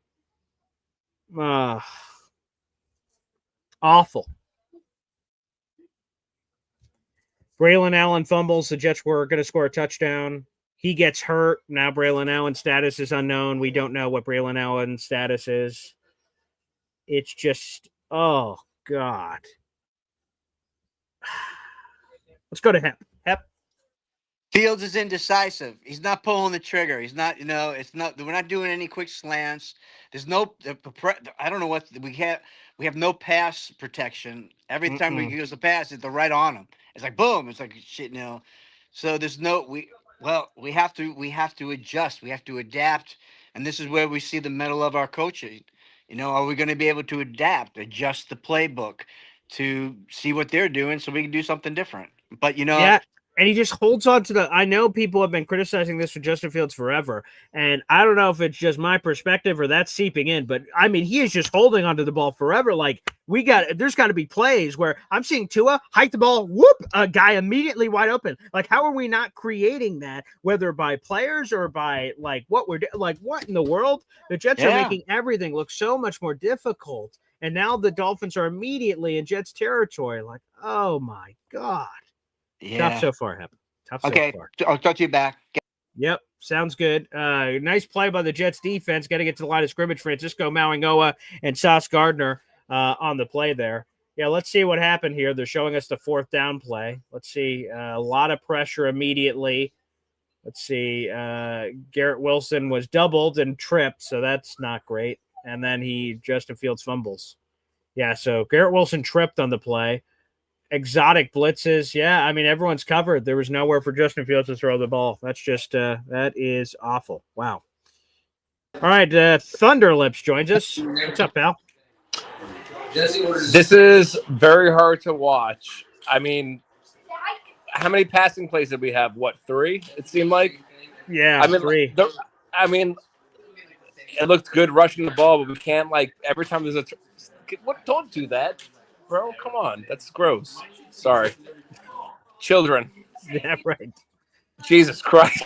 That's disgusting. That just happened. I'm sorry. I'm scarred. Yeah. Jesus, my bad. I'm a bad father, I guess. But that's right. Running the football was working, but any of the passing just looks like, again, we're trying to do something complicated. I mean, that first drive with Braylon Allen, going to, it looked like a touchdown that he fumbled it. We cannot catch a break. No. And, oh, my God. Oh, my God. I mean, I don't know, man. But I'm watching this game, and you could just see the writing on the wall. Like, Justin Fields does not look comfortable. No. like passing the ball. Every time he gets the ball, it almost looks like he's looking to run like right away. 100%. So, I mean, and when you watch the first game, I think that's when you saw our offensive peak, right? That's our ceiling. Mm-hmm. Buffalo was our floor. So Yeah. everything else should be in the middle somewhere. And this is in the middle. We're running the ball well, but we can't pass for shit. It's like we need to just find like a good middle ground. And it's going to be a long season, brother. I mean, that's all I got to say. Is. Well, we'll be all here together. Thanks for the call, man. And yes, I think that's a good way to put it. That the Steelers is everything going right outside of not winning the game, of course. And then week 2 is like, oh God, it can't get any worse. And then can we find the middle, which is where the Jets can exist for the entire season? And we obviously have not seen that so far. Michael Carter II is down. I saw you guys with the injury. Does not look good. Hopefully he ends up he's okay. Tyreek Hill had a massive play, but they called it back on holding. But Michael Carter II injured. So let's see. Oh, God. But, yeah, this has been – I was so not that, like, it's all over, but, like, man, I was so freaking optimistic. I'm like, man, okay, Monday Night Football, like, we're going to find it. This will be it for sure. This is definitely going to be it. It's definitely going to be it.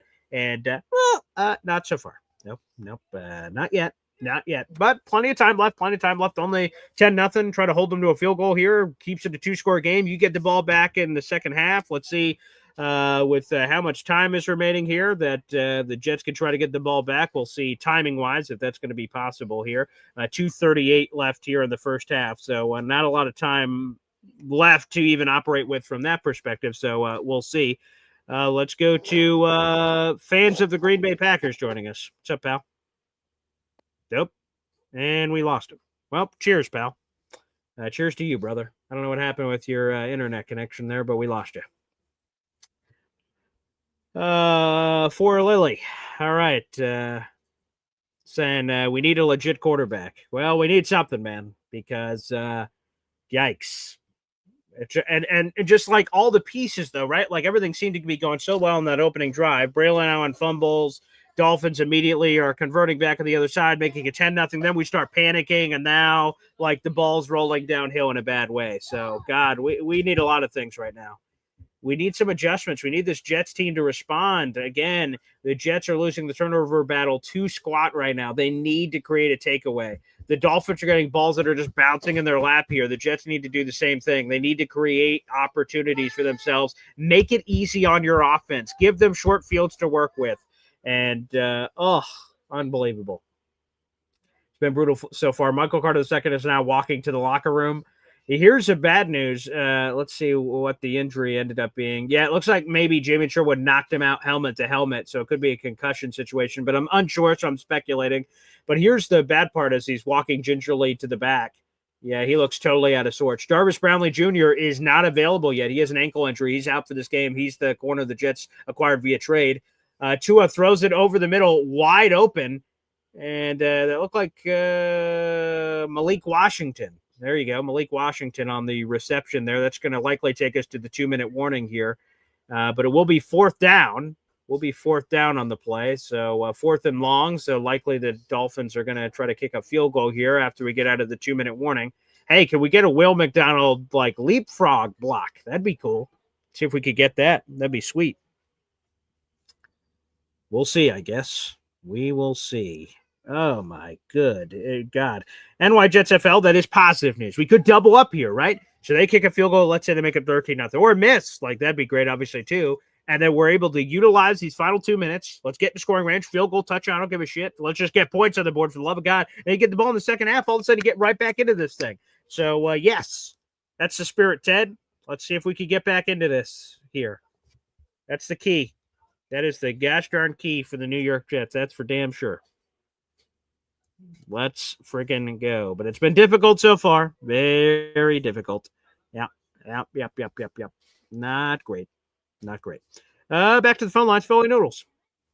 Hey, man, I got to ask you, what do you think as as a reporter, you think at some point here we're going to start to see some guys mentally giving up? Not, I'm talking about this game, just the season. We're talking about like Quinn and Williams contract going to be coming up pretty much soon, where you're like week 9, Brees, do they move him? You know, he's not their guy. They didn't draft any of these guys. And running backs, you can always come across every year. Sure. You know, I'm thinking of stuff like that. Me and Indy were talking pregame, and he's on his sauce takes. But I think Brees is a reality if it's really bad. Quinn, I love Q. I mean, I don't know what's going on with him. Mhm. Obviously, he's probably being double teamed every game for the Sure, first 4 right. games here. But at some point, it's so demoralizing. You know, you're a vet. You're 6 years, 7 years in. Dude, I want to go to a team that's going to win, and my contract's going to come up. You know, Yeah, I someone else mean, could end up signing. Quinnen makes a lot of sense. He's 27 years old. That came up, I think, on the show today. Who's like the Yeah. untouchable? Someone asked Nick, and Nick said Quinnen's among the untouchables. And that's probably the only part I disagreed with. I love Quinnen. I love Quinnen. I love Quinnen. I love Quinnen. But he's 27. He's already shown before that, like, hey, this losing shit's getting to him, and makes sense. He's a competitor. So if we get to this offseason, this season, or even to the deadline, maybe that would be really crazy. But like we get to the deadline and things are looking really awful. Do the Jets, again, the Dallas Cowboys, with all their multiple first-round picks, and they already were interested in Quinnen before, they come up and give you a package of first plus, and you're the Jets, you go, do we think about it and rejudge where they sit in the pantheon? Because they obviously have to have those honest conversations in the building. That would be interesting to me. Yeah, and the Dolphins are going to punt, not going for the field goal. Dolphins punting here. Interesting. I'll bring this up before you start covering again real quick. Yeah. If Quincy's gone, what is Q? My brother's gone. There's no Williams left. New regime. I'll walk away. Yeah. What's it do? It's not going to hurt him. You know, it's not going to hurt him any. Mm-hmm. It's not going to hurt him his stock as a player. It's just a guy who wants to win, right? It's a good point. We'll come back to you, Philly. It's a good point. We talked about this a while back during the initial negotiations. But what does it mean for Quinnen with the Quincy factor? Like, how does all those pieces go together? It's a good question. And maybe that's another factor that plays in here. Then maybe that's another factor. Jets coming back out on offense. Interesting decision. The Dolphins did not go for the long field goal, instead punting. And maybe just because the Jets offense just shot themselves in the foot. The Jets will probably fuck it up and give it back to us. We don't need to kick a field goal. Like, let's not give them midfield field position if we miss. Like, let's let them kill themselves. And, well, it's been an effective strategy so far because the Jets have had 2 drives and 2 fumbles. Fumbled by Justin Fields, fumbled by Braylon Allen. 1:52 remaining here in the first half. Justin Fields at the 16-yard line, shotgun set. Let's see if he can move and groove here. 1:52 remaining here in the first half. Let's see what the Jets can do, what they can operate with. All 3 timeouts. Brees Hall up the middle. Nice little run. Takes us to the 20-yard line. Nice gain there. Okay. Jets have all the time in the world and all 3 timeouts. They need to score on this drive. And this is even better, right? Hep mentioned, or somebody mentioned, Ted mentioned, we could double dip here, right? Score at the end of the first half, score at the beginning of the second half. Let's see what happens. Justin Fields throws it over the middle. Brees Hall, nice, gets the first down. Okay, keep the chains moving here. Very nice. If you get a field goal here, as ugly as it has looked, you make it a 1-score game going into the half where you get the ball back. So as ugly as it's looked, the Jets can 100% come back here. Brees Hall up the middle. He's getting 7-yard chunks. I don't blame him for doing this. Little read option. Let's not get too feisty and get a stupid penalty, Brees. I see he's getting a little gamey with some of those Dolphins. All right, a minute and a lot of clocks rolling here. The Jets need to show a little greater sense of urgency here. They're at the 33-yard line. Justin Fields takes the shotgun snap. Throws it, finds Brees Hall again, first down. All right, Jets, you need to move with some urgency. I'd call a timeout here. They do. All right, with 46 seconds left in the first half. All right, Dolphins want to play whatever defense this is. Great. Jets, let's show some pace. Let's show some hustle. Let's try to see if we can move and groove here. See if we can get a score here at the end of the first half. Get right back into this thing. It has been absolutely ugly, you know? And, man, the season started out so great with that, in terms of the big plays. We're like, ooh, baby, look, Justin Fields looks great. And we're like, oh, man. Yeah, this is the first time, for those who are new to the channel, this is the first time I've done, like, multiple live watch party play-by-play. I've never really done this before. And for the most part, I'm going to be here all season outside of next week, Week 5 Jets-Cowboys. I'm going to be actually at that game in person. But we've been doing these for the first time, and Week 1 was really exciting. I'm like, oh, boy, there's going to be games like this all year. And, well, been a little tough so far. That's okay. Jets could do this. They could get right back in this thing. They're down 10-0, kick a field goal or score a touchdown. That'd be even more exciting at the end of this first half. Make it a 1-score game, get the ball back in the second half. Let's get right back into this.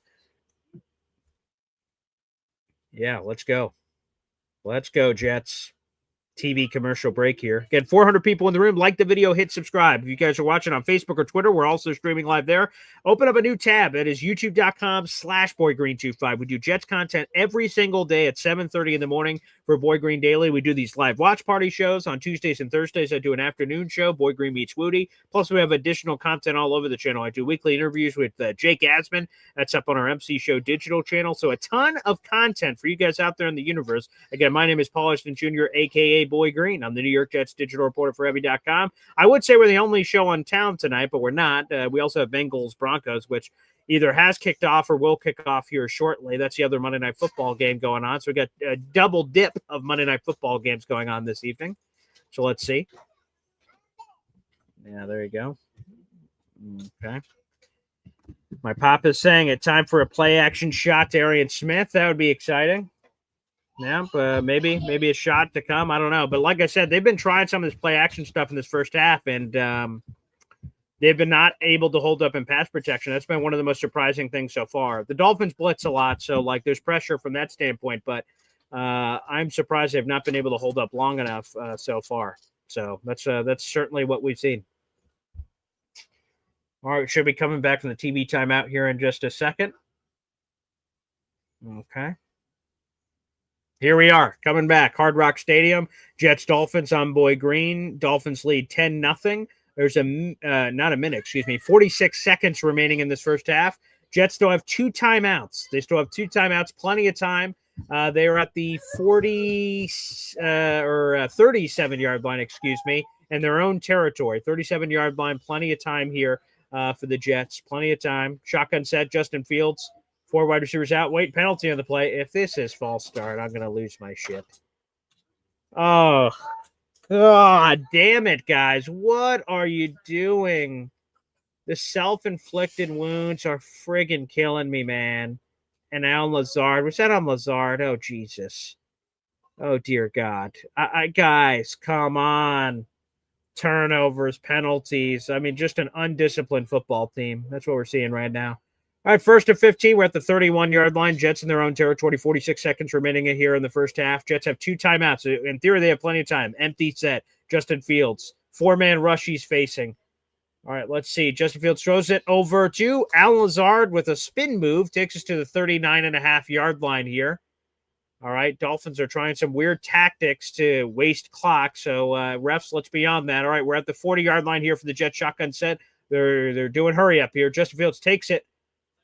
Does a little pop pass over to Mason Taylor, but he's unable to get it away. 23 seconds remaining in the first half. It's 3rd and 7. The Jets got to score here, man. They got to score here, man. They got to score here, man. They've got to score. Anthony Weaver's bringing the heat. The Jets have to have a counter. Where is the counter? All right. We're analyzing. Okay, the Dolphins are blitzing the bleep out of us. Where is the preparation? Where is the plan to say, okay, they're zigging. We need to zag. The Jets need to respond. They just seem like such an unprepared football team. Get the ball to Garrett Wilson. Do something. 3rd and 7 here. 23 seconds remaining in the first half. Justin Fields throws it over to Garrett Wilson. Makes a couple of juke moves. Takes it into Dolphins territory. Quick timeout, hopefully by the Jets, and it looks like they are. 17 seconds remaining here in the first half. Okay, nice. Get the ball to Garrett Wilson. Good things happen. Like that combination. Nice. Jets are in Dolphins territory. They need a little bit more room. They need a little bit more room to be in field goal range. A little bit more room. Maybe that's what they go for here. Again, if a touchdown's open, give me the touchdown, obviously. But 17 seconds remaining here in the first half. Let's see. Nick Folk has been great all year. So, Folk hero, baby. So, hey, just get into field goal range. Either way, let's just score. Let's make it a 1-possession game, and you get the ball in the second half. I've been beating that like a dead horse, but that's what we need to see. That's what we need to get right now. But, man, Justin Fields looks lost out there right now. I mean, he is just, man, I just don't, I don't know. It's just taken him so long to process. All right, the Jets need about another 10 yards here. Another 10 yards. Again, 17 seconds. They do have 1 timeout left in their back pocket here. Justin Fields shotgun set. Here we go. Okay. Justin Fields throws it over the middle, finds Isaiah Davis, who gets out of bounds. Nice. Gets out of bounds. Gain about 5 there, so you keep the timeout in your back pocket. Very nice. 10 seconds left here in the first half. You need about another 5 to comfortably get Nick Folk's range. I mean, Nick Folk has a massive leg, so let's see here. A gain of 4, so you need about another 5 or 6 to get comfortably into Nick Folk's range here. Again, you're down 10-0, 10 seconds left to go. You have the timeout in your back pocket. You can't take a sack here. The longest career field goal for Nick Folk is 56 yards. The first down's at the 39-yard marker. All right, running back to Justin Fields' left, 4 wide receivers out, another penalty or a timeout by the Dolphins. Oh, timeout by Miami. Okay, thank God. Let's say another penalty will kill me. All right, so 10 seconds remaining in the first half. Jets need, again, another 6 or 7 yards to get comfortably into field goal range to give Nick Folk a chance. So let's see. Justin Fields having a conversation with Tanner Engstrand. Let's see what the call is. Again, you have to be very, very mindful of time. Justin Fields has been taking forever to make decisions. He has to make quick decisions here. Quick decisions. Get into field goal range. Pick up 6 yards. And then immediately call that timeout, which you have in your back pocket. Put yourself in a position to kick a field goal. Josh Reynolds is a solo receiver to the top of the screen. Alan Lazard motioning from left to right. Now Garrett Wilson is ISO'd on the bottom of your screen. Maybe that's a quick speed out opportunity. Justin Fields takes it. Wow, they're going to take a shot over the middle. What in the world? Not really sure I understood that one. There is a flag, so maybe that's a defensive penalty and that can bail out the Jets here. Maybe. Illegal contact, 5-yard penalty. All right, that gives you the 5 yards. Jets do have a timeout in their back pocket. God, you got to be really careful here. Really careful. That's a lot more than illegal contact. That's passing interference, but which would have totally changed the play call there. But all right, Nick Folk's coming out for the field goal, is he? Wait, let's see. Nope, maybe not. I lied. All right, just kidding. Jets offense out there. Right. 5 seconds left in the first half. 1st and 10. They're at the 40-yard line. This would have been a 57-yard field goal for Folk. Timeout Miami. All right. So we'll see if this is a Hail Mary attempt or Nick Folk from 57 yards out. They do have 5 seconds on the clock. So, I mean, if you really like Tanner Engstrand and Justin Fields are having a quick conversation.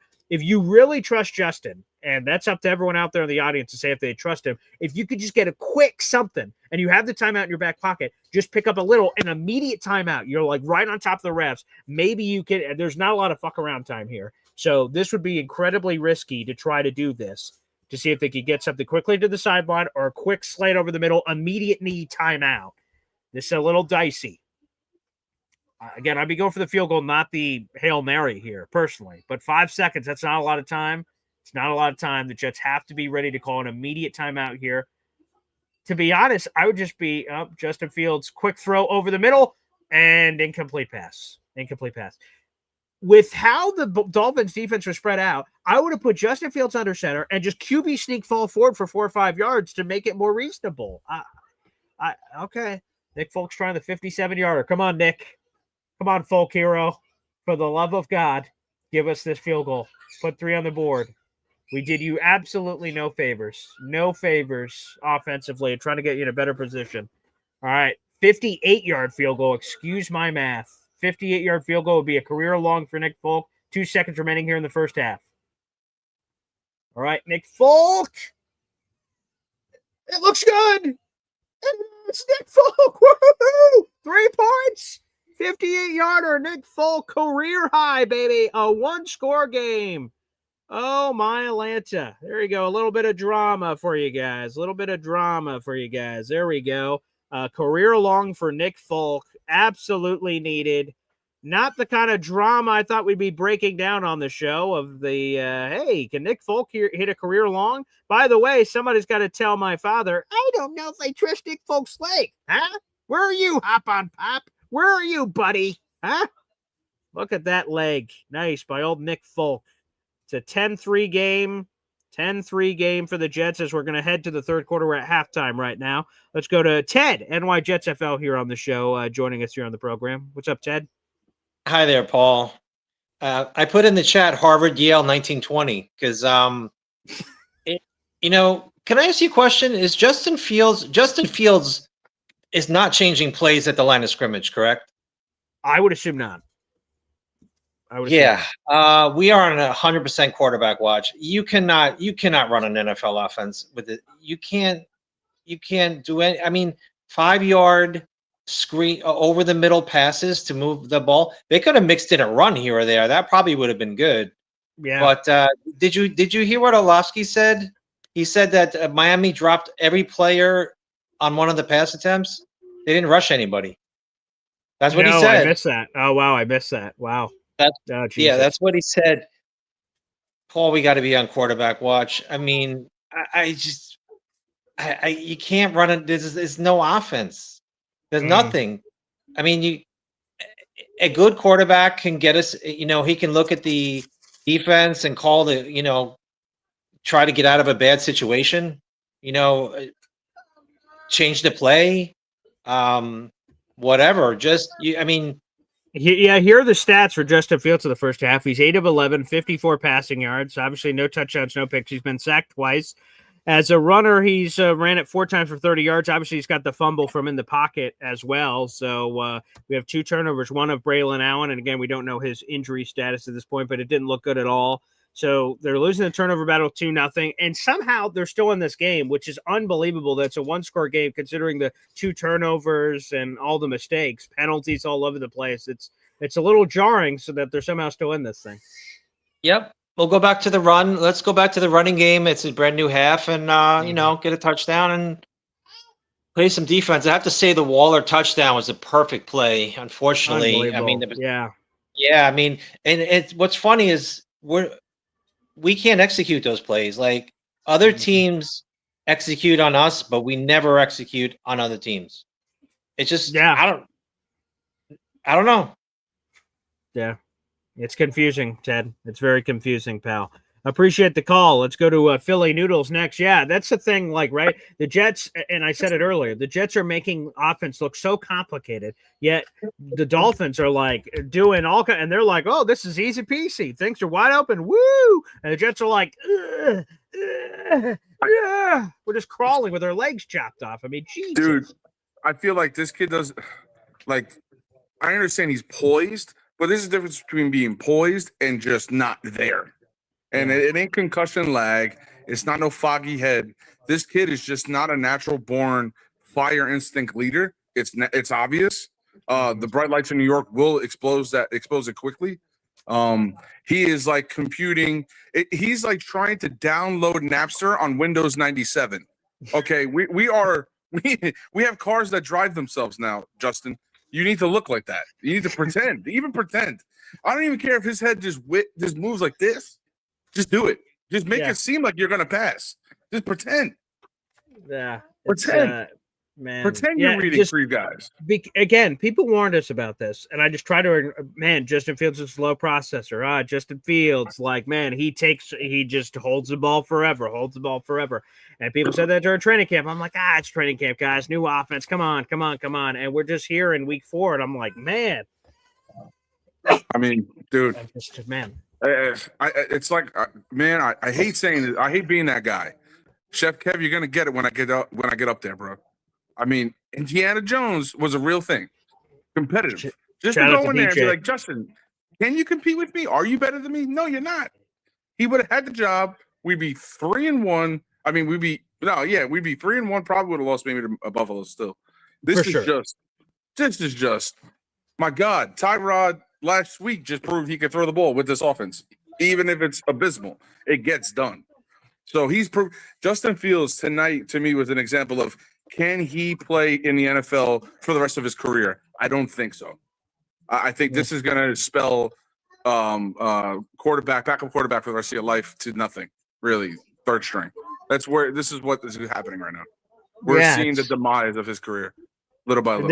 I think we can all agree this is his last shot, whatever this thing is, in terms of being a legitimate, like he signed with the Jets and we didn't need to wait, although Darren Muji said it very shortly thereafter. He's QB1 unquestioned. He's just the guy. So, like, I didn't need that. But after this season, if this is how it continues to go, he may be a backup for a long time because he's everybody's favorite quarterback. He never says shit. He just, like, is the rock solid locker room guy. He could have a career for a cajillion years doing that. But as an unquestioned starter, this is his chance to do it. And right now he's fucking up that chance. I mean, shit. We can name a shitload of quarterbacks that would be a better option right now. I mean, I'd take Jacoby Brissett out of Arizona right now. For Justin Fields, who isn't this fired up guy as you mentioned earlier, man, I just wish we could have a phone a friend option and just someone tell him, dude, you have fucking like it's a one-score game somehow, despite everything that's happened. That you guys get the ball and you're only down a touchdown is unbelievable, dude. Your career is on the line. You gotta shit or get off the pot, dude. Like, I'm wearing the Justin Fields jersey, man. Like, let's friggin' go. You got to make decisions. You got to process. You got to make some plays, man. And that's what Jet fans need to see. BG, he is the meme where the dumpster fire where everything's fine. Everything's fine. Wait, there was a fire? When did it happen? It's on your ass, bro. The fire is on your ass, Fields. I don't know, man. We'll tune back in. Appreciate it. Thank you. Let's go to another caller here. Johnny Boy's up next. Johnny. It's tough watching this, man. It's insanely frustrating to see we just continue to keep shooting ourselves in the foot, bro. Yeah. How many penalties? Let me double check that. What was the penalty count in the first half? Good Lord. 5 penalties, 31 yards. You just keep shooting the turnovers, the penalties, and the penalties are frustrating, like illegal shift. Like, fuck, do the Jets not know how to coach, or are the refs off their game? Like, what's happening? Someone is not doing the right thing. The players, the coach is not teaching it. I don't know what's happening, but these are just incredibly frustrating, man. Like, give me a break. Know what the bleep you're doing, man. It's just, awful. What's the ranking of that defense? Of the Dolphins. The Dolphins? Oh, they're awful. They're like bottom 5 in every major category. The only thing they may be number 1 in, and it's like Tampa, they blitz a hell of a lot. So they do that a lot. Although it's sort of similar to Steve Wilkes. He blitzes a lot, but they haven't been effective in blitzing a lot. So it hasn't always worked, but they do blitz a lot. So that part they may be number 1 in blitz rate, but boy, oh boy, oh boy. And even some of the calls, man, that we're doing on offense too. It's like. Yeah. I mean, how many times are we going to have where they literally have Garrett on a one-on-one? You're not seeing that. And I'm seeing that tonight. And I'm like, at what point are we going to throw the ball to this dude? And let me just say this, because I see this comment coming in. John Perry, thank you for the YouTube comment here. Y'all are acting like Braylon Allen's fumble is Fields' fault. How psychotic are you guys? I don't think that's what any of us to say. That was an unfortunate reality that happened. But Justin Fields then needs to sack up the rest of the offense. Guys, who gives a shit? It's a fumble. That sucks. Braylon, don't worry about it. We're going to go down and score right now. And he just has to rally the troops. And and so far, it's the first half, and they're only down a score, but he has been unable to rally troops. He's causing his own bullshit of like processing and fumbling all over the place. Again, Braylon Allen's fumble is not his fault. They drove right down the field and run, and went right down the field. But the key is for Justin Fields to rally his troops. And right now, he is not rallying the troops. Yeah, I mean, I hope he comes back out. They need to do something, man. Use more of the tight ends. Something needs to give. Like, I don't understand. You have Hall. Hall looks like the only star that I'm seeing right now. Yeah, let's see Hall's numbers. Yeah, he has 3 catches for 15 yards. The receptions leads the team right now, and he has 7 carries for 53 yards, 7.6 per clip. Let's keep running Breece Hall. That seems to be working very well. Yeah, but second half, man, I still do this a head scratcher where we should have went for 3 and we didn't. Yeah, right. The 4th and 5. That is a little weird. And the field goal was much closer. I don't understand the thought process there. It wasn't 4th and 1, 4th and 5. There was a little bizarre, and that led to the fumble, which obviously, got more bullshit there. I don't know what well, I'll be curious to hear what AG was thinking there for that, which is very based on everything we've seen from AG, who I don't very limited sample size. That just seemed very off character. I don't understand that one. So maybe you'll have a better explanation for it, Johnny. But we'll see. Thanks for the call, brother. Let's keep cycling through callers here. DNY for Life. Devin's up here. We're both wearing our Justin Fields jerseys tonight, but good Lord, bro, this is so hard, man. Why is it so hard, bro? I don't know, man. Oh my gosh, man, this Everything is is so fucking hard, man, dude. I like that we're running the ball, but can we get like under center play action, deep pass? Like we have been asking. We drafted Arian Smith for one reason that we all can say, yo, this kid got speed. We know he got speed. Can't do the end rounds, can't do all the other stuff. Like just to even loosen up the defense, man, to just go deep and get them out that box, even though we're doing good with the run, but still, man, can we just take a shot? Just take He's a been shot, targeted bro. This is killing 4 me. times this season.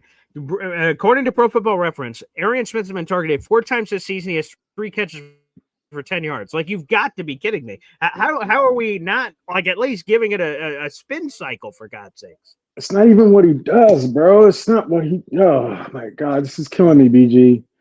I'm hoping it's gonna be, all right. We got all the shit out in the first half, and 100%. You know what? We're down 7. Let's go.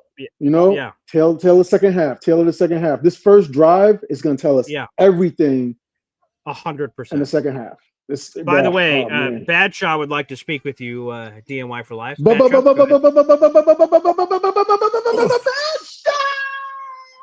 up, my brother? Devin, I'm having to sit here next to a freaking Dolphins fan.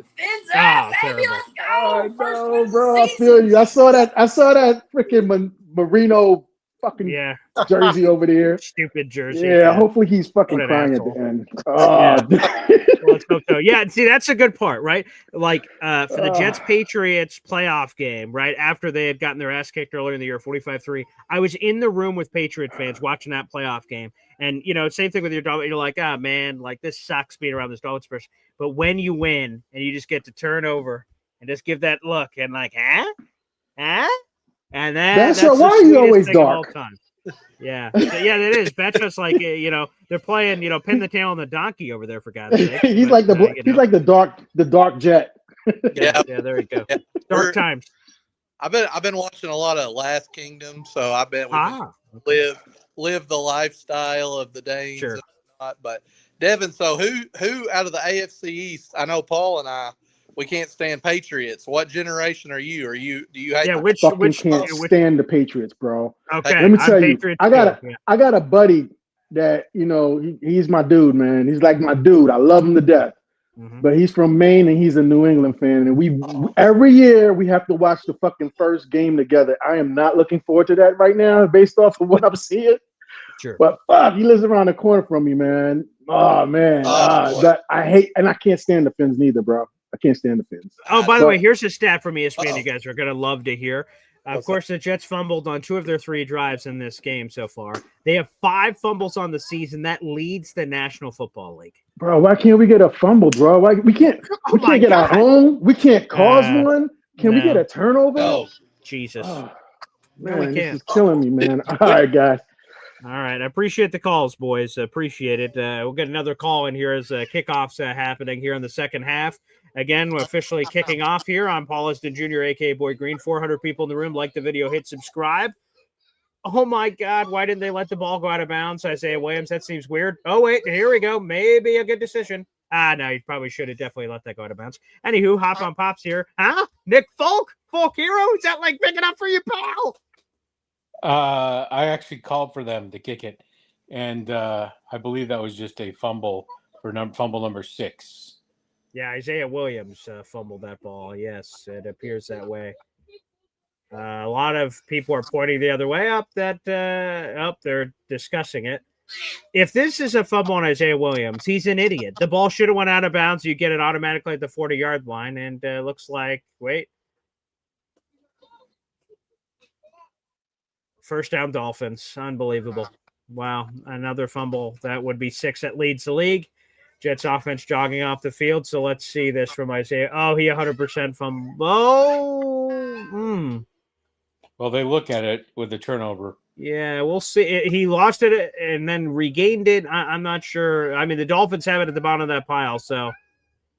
Oh, dear God. All right. Well, this would be less than ideal, certainly, if that is the result. It looks like that's about to be confirmed. So, wow, 6 fumbles. That leads the National Football League. And that ball would have went out of bounds. Wow. Wow. Well, a couple quick hitters to let you go. Sure. For the Dolphins fan with Badshaw, ask your fan what the score of Dan Marino's last game was. And then see if he shuts the fuck up. 62-7 to the Jaguars in the playoffs. Oh, wow. There's a little fun fact for you. That was Dan Marino's last game. Okay. Anyways, for everybody that's watching, when you go to a bar and you buy a drink, they say take care of your bartenders and waitresses. Yeah. Take care of Boy Green. 4 hours of free content. What are you doing? Send a super sticker, a membership, anything. And if you're ready, make sure you sponsor the program. We need a sponsor. So let's go. That's true. Appreciate it. Thanks, Pop.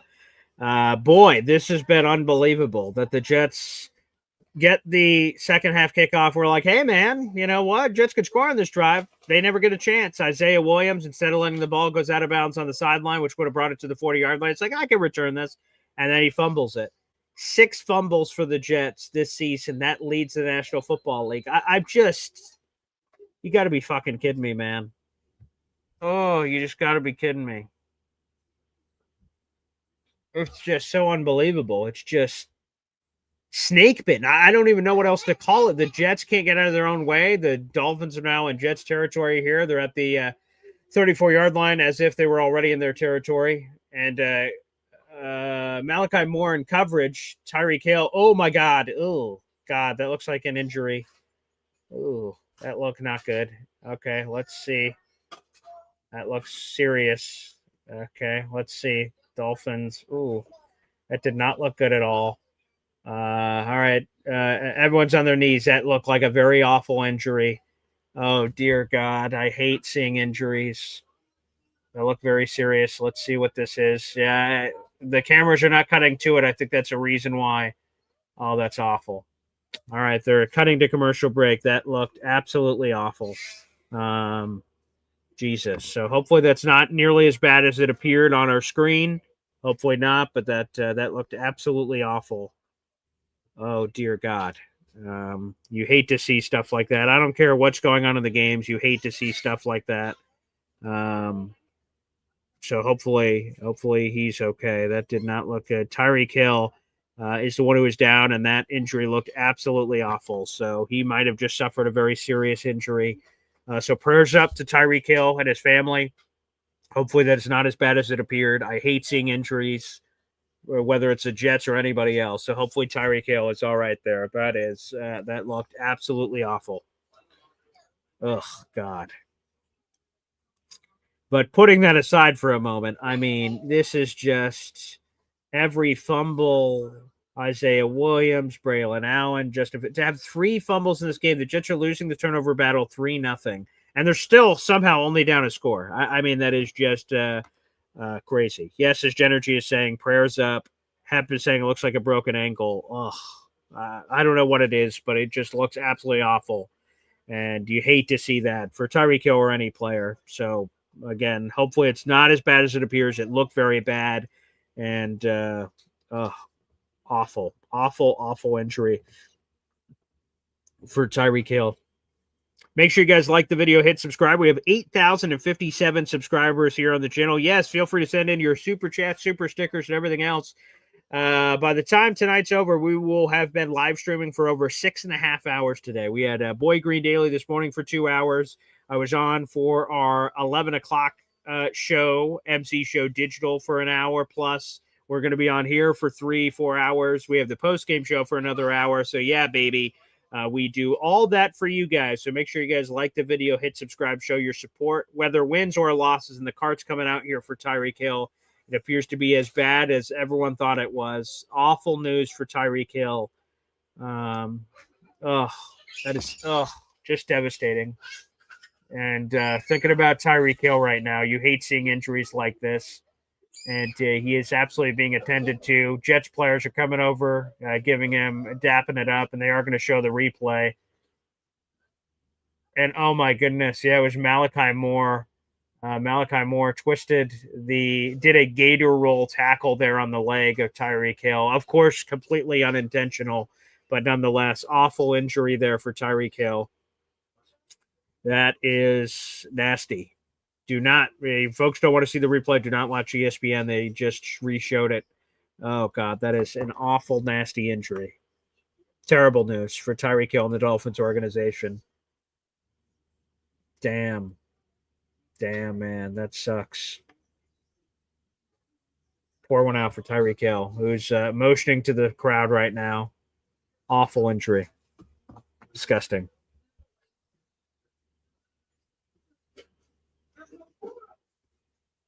Moment of silence here for Tyreek Hill. Damn, you hate seeing injuries. All right, somehow these football players are Warriors. They will continue and resume this game. 13-15 and ticking here. Dolphins lead by a touchdown. It's 10-3. It sounds barbaric, but the game continues. The Dolphins have the ball at the Jets' 24-yard line. They lead by a touchdown after recovering the Isaiah Williams fumble on the kickoff. This game just has not gone the Jets' way so far. Devon Achane squeaks out from the right to the left and gets it all the way inside the 13-yard line. Devon Achane and this Dolphins offense is moving and grooving, inspired efforts here from the Dolphins coming in here in the second half. Devon Achane just so slippery, slipping through tackles, dragging defenders along. Oh, boy. Yeah, it takes us to about the 12-yard line here for the Dolphins as they're driving here in the second half, excuse me. 12:26 and clock ticking here. Dolphins lead by a touchdown. It's 1st and 10, fresh set of downs here for the Dolphins. Are at the 13-yard line. Handoff to the left to Devon Achane. Breaking tackles, taking it to about the 9-yard line here for Miami. It will be second down for the Fish. Second down for the Fish. Jeez-a-loo, man. This has been an awful game so far for the Jets. Hopefully they can rally here, try to create a takeaway here, but the Dolphins are on the verge of scoring again. It's a season from hell so far for the Jets. Season from hell. All right, 2nd and 6, gain of 4 on the play. Ollie Gordon looks like he's in the backfield for the Miami Dolphins in the I formation from the 9-yard line. 2nd and 6 for the Fish. Play action rolls out to the right. And that is a touchdown. Darren Waller, again, of course, why not? Touchdown, Dolphins now lead 16-3, pending the extra point. Darren Waller has not scored a touchdown in 2 years prior to tonight. And, well, he scored 2 touchdowns. Darren Waller. The camera shot to Isaiah Williams, who fumbled the ball and gave the Dolphins this opportunity.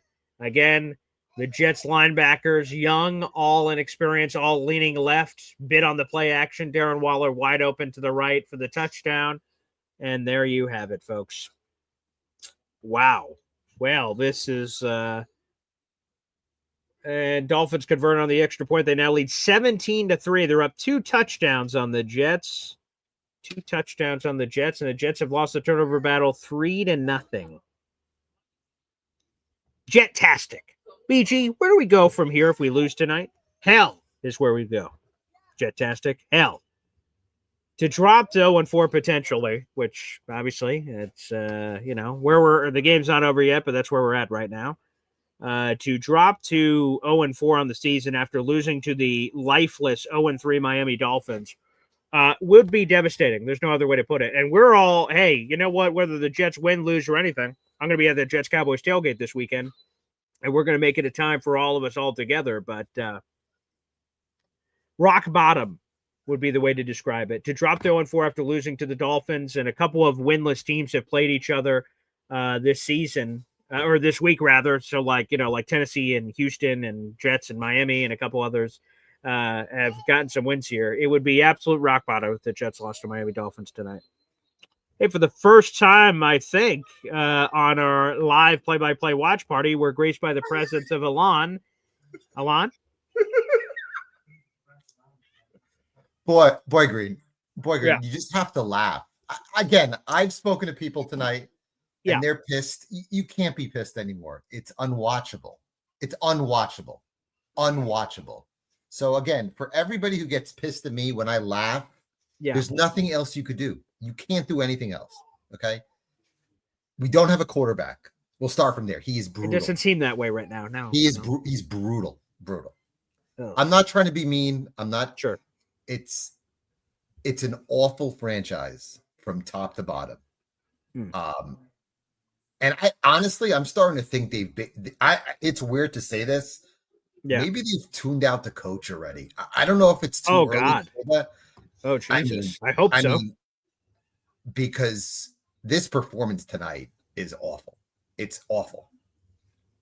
I'm just going to leave it there. I'm not going to say much. I can't wait till somebody else calls me a piece of shit. I'm looking forward to it. But I don't mean to be mean, but why get pissed when this happens year after year? You just have to laugh. You have to laugh. This is my wife, who doesn't watch a lot of football, said it's like punishment to watch this team. It is. It's like punishment. And I said feels that way. And I said 50% Cowboy fans next week. You can raise it up a little bit, okay? So my question is now, is the Jet contingent coming to this game exclusively coming from the Boy Green Coffee Club? Absolutely. Yes. I heard that I didn't hear that Easy's not going to come. Apparently he's changed his mind, and he had a conversation with Neil where now maybe he will come. But you know what? I think Easy should stay home. There's no need to come. Oh, okay. There you go. I will share that message. I will share that message with him and see. Bob Lederer says, I don't know. Oh, there we go. Okay. I wasn't sure how it was going to work in this form on Play-by-Play Live. So Bob would like to speak with Alon. Please, Bob, go ahead. Alon, I'd rather listen to you and Alon than to what I'm hearing on ESPN. Well, this is unwatchable. First of all, the picture is bad enough. The place is 40% full. There's no one there. There's no one in the building. Yeah. There isn't? I don't know. I don't know what the attendance is tonight, but there did seem to be. And someone was talking about $50 seats or something, some special they're running before the game. I don't know. By the way, if they were playing any other team but the Dolphins, this would be 35-3. You know that. Yeah, but it's just remarkable that they can't do anything right. Nothing. And you know what symbolizes this team? You know what sums up this team? 2 minutes to go, and they're running 4-yard patterns. Yeah, that seemed odd, like an odd strategy. Can you explain that one to me? And I understand the guy did a 57-yarder. Yes, shout out to Nick Folk, baby. Nice. You're settling for 4-yard patterns. This is like, again, I've watched Iowa the last couple of years. This is the same crap. Yeah, I don't get the nickel and diming in that situation. I'll be perfectly honest. That didn't seem to make any sense, but by the way, Floor Lilly now joins us. We're just going Octobox here. With my final comments before I go in. Hold on. Just stay on, Alon. Stay on. Okay. Good. Oh, he's grabbing something. Okay. All right. There we go. What is that? We'll see. Alon just went off camera. I think he's grabbing something special here, which is terrific. By the way, 10:37 remaining here in the third quarter. All right. Breece Hall is going to get traded next week. Probably. I could see that. That would make me. I could totally see that. For sure. Hey, Alon. What? Is there a team on our schedule we could actually beat? I think they'll beat the Panthers. Think about this. They'll beat the Panthers at home. I said they'll beat the Panthers at home. Maybe. Hold on one second. I mean, guys, I thought I wanted to give Justin Fields like 10 games. Yeah. Well, here he goes again. He just scored a touchdown. Okay, then you are way past me, Bob. So we'll see. Oh, wow, so look at this. They flushed him out of the pocket. Justin Fields. Wow. Oh, wow. Yeah, you guys are way ahead of me. So, okay, I'm about to see this live. Let's see. How about that? Okay, there you go. Touchdown. All right, thanks, Alon. Okay, let's see. 4th and 1. All right, let me see. I'll get to see this all together here. Bob, did you see that? Yes, I was. I called. What in the world? What in the world? Justin Fields. Wow. See, that's the only thing you can do is run this guy. Sure as hell can't throw the ball. This is what touchdown. Guys, I got a great idea. Okay.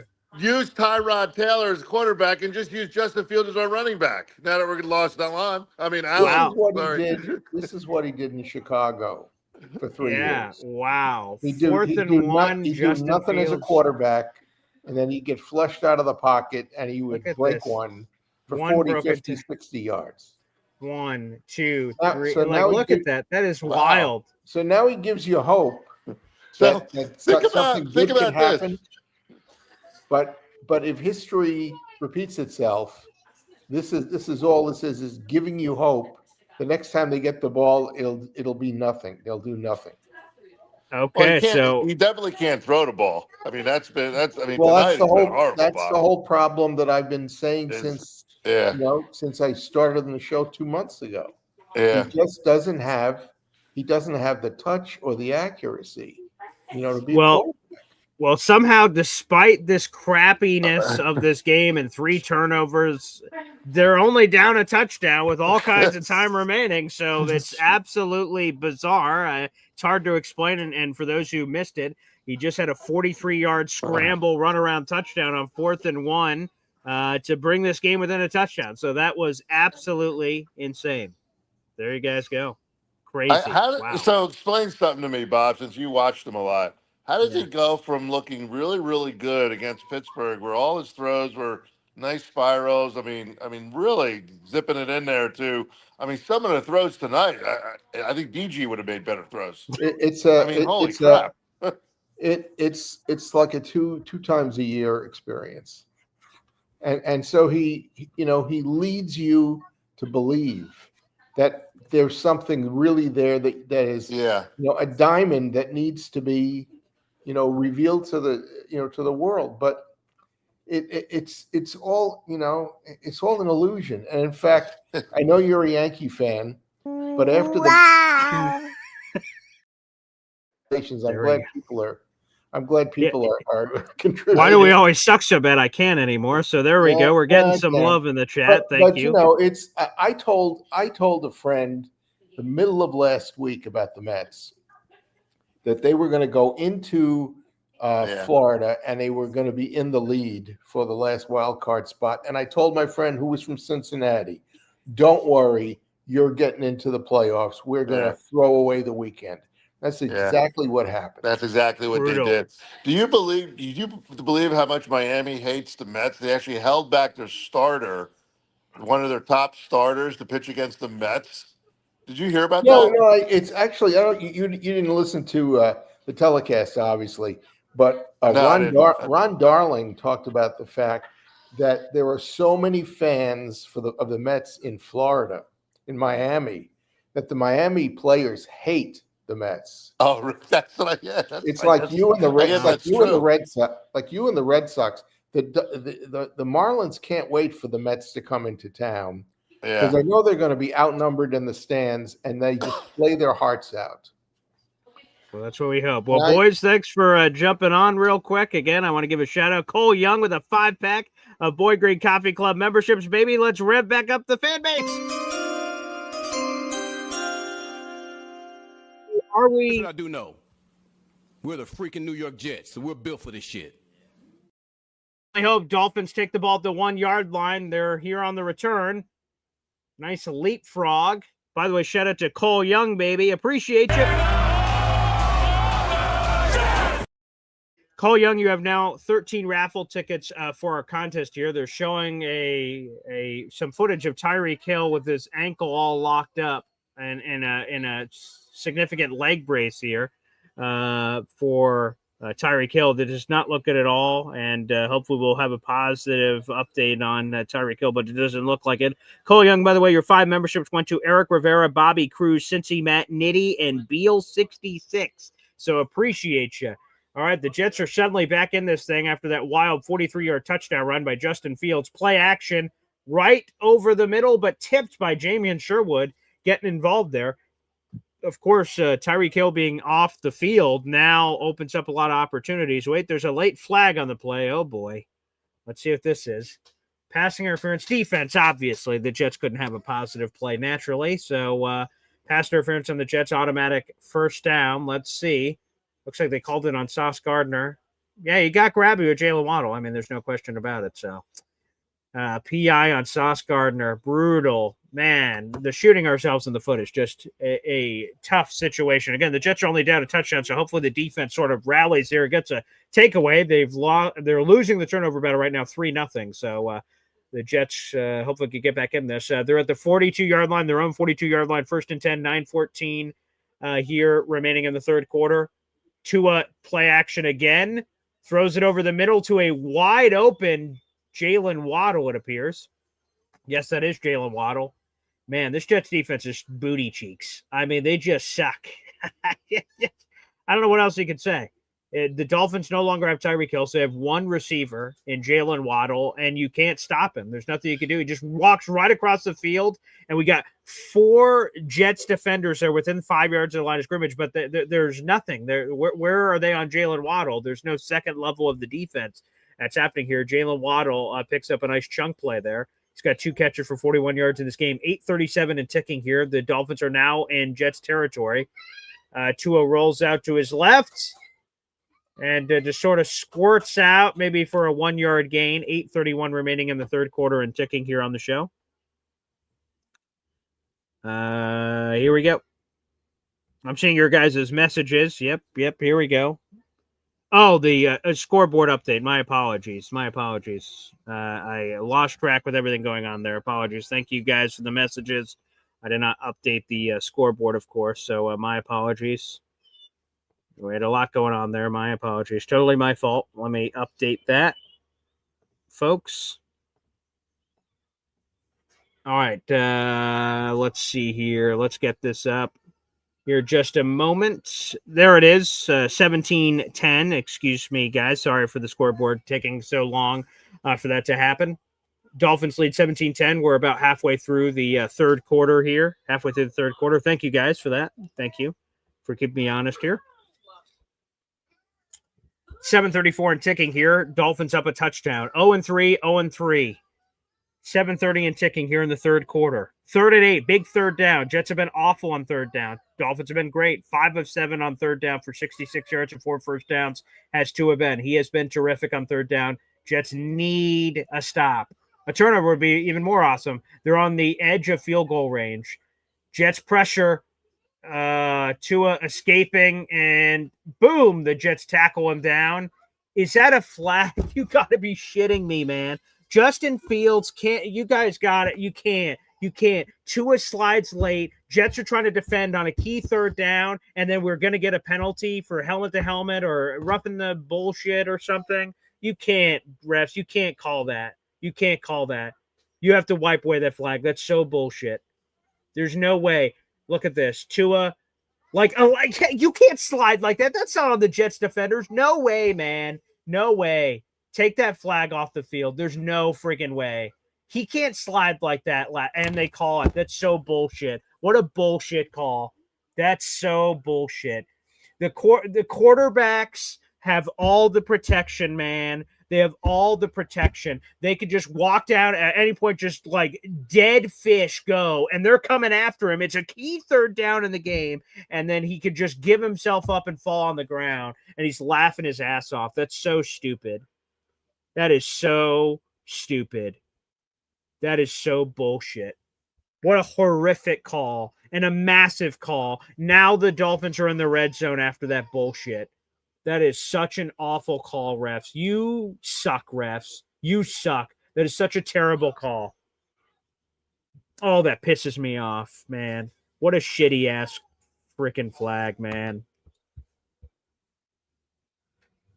What a god-awful call. That is so bullshit. Justin Fields hasn't gotten any of those penalties all game, and then Tua on a key third down rolls out and just drops like a sack of potatoes, and the Jets are punished. That's so bullshit. I'm so livid. All right, 2nd and 6. It's 6:07 remaining here in the third quarter. Dolphins are driving. They're well within field goal range and looking for much more than that. They're at the 16-yard line. Dolphins in pistol formation. Play action to the right, nothing there. Tua flips it over the middle, wide open. Jalen Waddle, first down. Andre Sisco in coverage. There's a flag on the play. Looks like the Dolphins are walking back. Could be holding. Nope. It's on the Jets. Oh, God. Well, let's see what this was. How is that on Isaiah Oliver? What am I missing here? Who is the penalty on? Oh, my God. Oh, my goodness gracious, man. Wow. All right, 1st and goal here for the Dolphins at the 9-yard line. What kind of horrific calls are happening over and over again here? Dolphins pitch back out to the right. Devon Achane breaks a tackle, breaks more tackles, touchdown Dolphins. What a disgusting drive, man. What a disgusting drive. Unbelievable. Awful. Dolphins fake it to Alec Ingold trap, rip it right, breaks Tony Adams, missed the tackle. Awful. Oh, wow. Unbelievable. Wow. Wow. There you have it. Dolphins are now up 24-10. They're up 2 touchdowns on the Jets, and they're leading the turnover battle 3-0. Outside of some crazy Justin Fields shit, the Jets are now down 2 touchdowns, 24-10, with 5 minutes and change remaining here. Unbelievable. All right. This has been a tough situation. All right, let's go back. We got Bob Letter here. What's up, Bob? Oh, goodness. Yeah. I'm seeing the plays. I'm seeing the plays 30 seconds before you are. Yeah. Actually, so you're reliving them. Oliver had his hands all over the receiver who he didn't throw the ball to. But from the minute he left the line of scrimmage, he had his hands all over. Which again is allowed within the 5 yards, but still. Well, but you gotta let go after 5 yards. And it's normally the case, yeah. Yeah, it was a legitimate call, even though the pass, they declined it anyway because they got. Yeah, right. It didn't matter. They already had everything they needed. Miss 4 tackles on the last touchdown. I mean, what did we hear, before about tackling drills? Mm-hmm. Yeah. I mean, I don't know if the field is slippery or whatever, but I mean, he just made a move or two on each of them and then ran right through them like they were tackling dummies. It's very discouraging to watch them. At least if they were losing and they were playing decently, it'd be one thing. Sure, right. Yeah, they're embarrassing themselves. Yeah. Let's see if they can turn it around, Bob. We'll keep checking back in with you. This has been tough. John LG saying 90 people are watching on YouTube, 62 likes. That math isn't math. Yeah, we have 450 people watching across those social media platforms. So appreciate everybody that's tuned in so far, despite all the horrificness that you've seen for the majority of this contest. Make sure you guys like the video, hit subscribe if you're watching live on YouTube or after the fact. Help spread the gospel of all things Boy Green and Boy Green Daily here on the channel. Yeah, we are supporting, we're calling the games and doing all this stuff, whether they're winning or losing. Whether winning or losing here on the show. That's how we operate. Well, the good news or bad news, depending on how you feel about these live watch party play-by-play action, is we will not be doing one here in Week 5. Jets Cowboys, I will be live there. Hopefully the Jets play with better effort than they've shown tonight. That is for certain. Hopefully they do. Let's go to a YouTube super chat here on the show.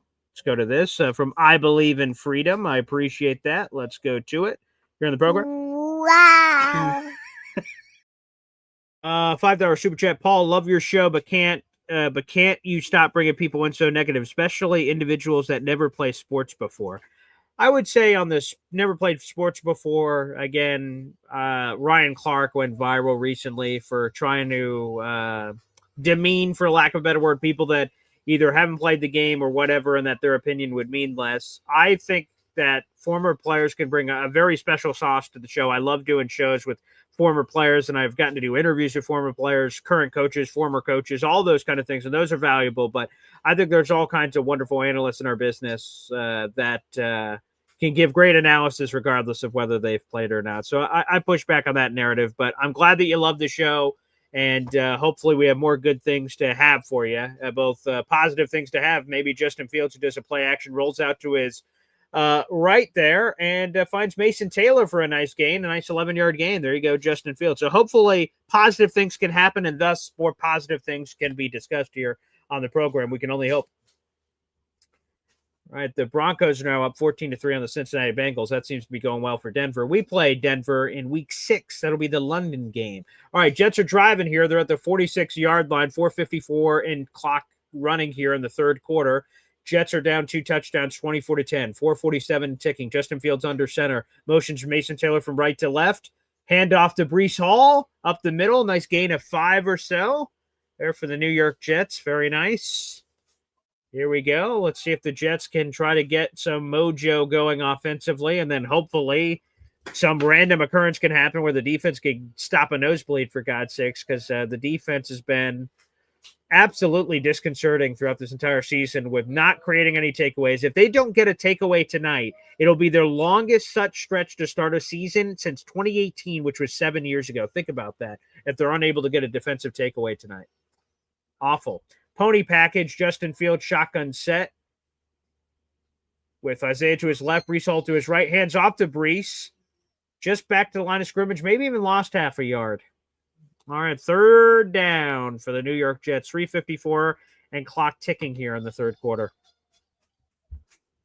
Yeah, we're getting down to it. I see Rich says we got to score 7 now. Yeah, with where the Jets are, they just it's 4 down territory, man. You got to make some plays. You can't do anything offensively. 3rd and 6. Let's see what the Jets do. They're at midfield. Let's see if we can get some Justin Fields magic here or something. Shotgun set Isaiah Davis to his left. They hand it off to Isaiah Davis. Folks. 3rd and 6, Tanner, and you hand it off to Isaiah Davis. What the fuck are we doing, man? Oh, my God. 3rd and 6, and you run it. You do like this read option shit. Come on, man. Awful. And Isaiah Davis gets just chucked in the backfield. You got to be shitting me, man. And now Justin Fields is the sideline. Now you're punting. Oh, my God. Oh, dear Lord. 4th and 7, loss of 1 on the play, 2:47, and clock rolling here in the third quarter. Jets down 2 touchdowns, 24-10. Austin McNamara punts it. He's been one of our best players this year, which is no joke. Fair catch at the 10-yard line. That's where the Dolphins will take over. All right, let's go to the phone lines. Batcha. What's up, Batcha?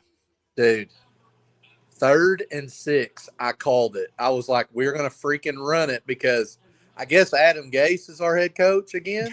That's yeah. I mean, my boy over here, he knows. Sure. 3rd long, Adam Gase, run up the fucking middle. I mean, hell, he's had his, he's had his luck with the Dolphins as well. Sure, so. Yeah. Dude, I don't know. I don't know what is going on, but Glenn has no control over this team. The play calling, all of it, man, it is terrible. It's like we went for that 4th down at the beginning of the game, and then now we're running it on 3rd and 6. Yeah, that math doesn't math. That math doesn't math. I don't understand the thought process that's happening here. Right, going for it on a 4th and 5. We're clearly in field goal range. You're down 2 scores. A field goal makes it 1 score. Now we go here, 3rd and 6. You run it, and I'm like, okay, maybe you run it to get it a little less, and then you go for it on 4th down. Maybe, but that doesn't make any sense. Why not just pass it? And then they're like, nah, let's fucking punt. And they can't stop a nosebleed. I don't understand what's going on out there right now. I don't. No. And isn't that the 2nd 3rd down that we've handed it off to Isaiah? It was 3rd and 5 the last drive. Yeah, we converted that one, so blessed be he, although that just seems like a strange decision. I don't think you can live and die with that being your play call like Tanner What is going on, man? Like, I just heard right before this game, Tanner Angstrand did a one-on-one interview with Eric Allen, Jets senior reporter. They were talking about offensive identity. What are the things you learned for the first couple of weeks? And, like, he was saying things. I'm like, you know what? Yeah, that sounds right. Okay, sure. If that's the plan, all right, I guess. And boy, oh boy, oh boy. I just don't understand. Your ass is on the line, man. You're in a game that's hanging in the balance on a prime time. You're down 2 touchdowns. Like, where's the aggressiveness? What is going on? And we're just being complacent, and we can't fucking stop anyone on defense. It'd be one thing if Aaron Glenn's defense was playing lights out and you go, you know what? Let's play conservative here. We've been shooting ourselves in the foot all night, 3 turnovers. Like, let's let the defense make plays, but they have not made plays all day. Oh, no. It's like every time I want him to be aggressive, he's not. And when I want him to just pull the reins back, he's all in. And I'm like, that 1 4th down paid off for us. But yeah. And it looks like we just got another flag on us. So I'll get off here. Yep. But all right. Thanks, pal. Appreciate you. Got Indy Jets here. Whoop. Technical difficulty. Let me see if we got him back. Oh, yep. Here we go. We got Indy Jets here. Indy. BG. Yeah.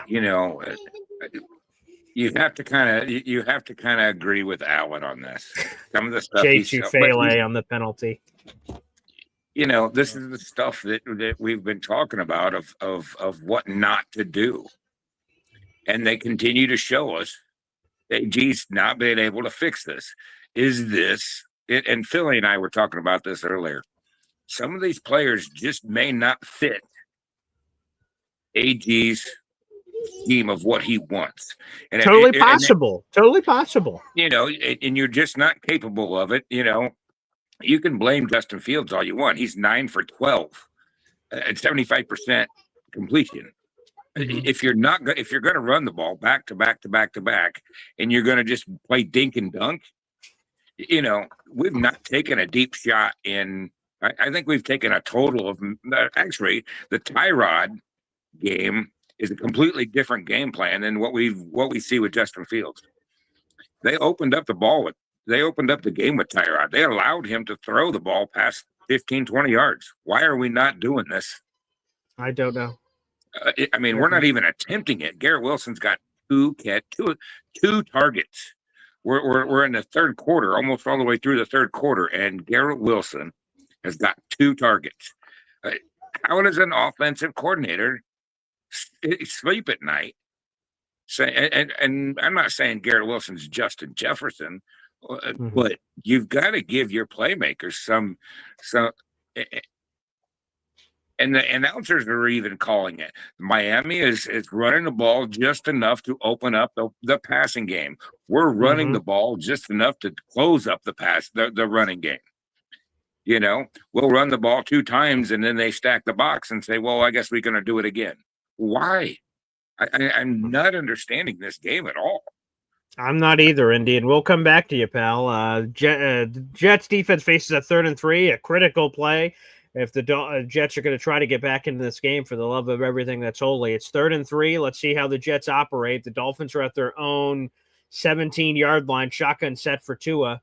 The Jets need to make a play. Can they make a play? Immediate pressure. Michael Clemens missed the sack on Tua, and it's deflected by Tony Adams. Michael Clemens almost had a sack. So close, but no cigar. But at least he got the stop. So, okay. Now, hopefully, the Jets could get back in here.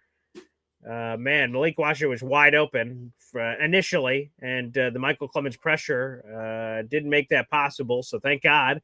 All right, the Jets should have favorable field position punting in, the Dolphins punting in from their own 20-yard line, specifically their 17-yard line.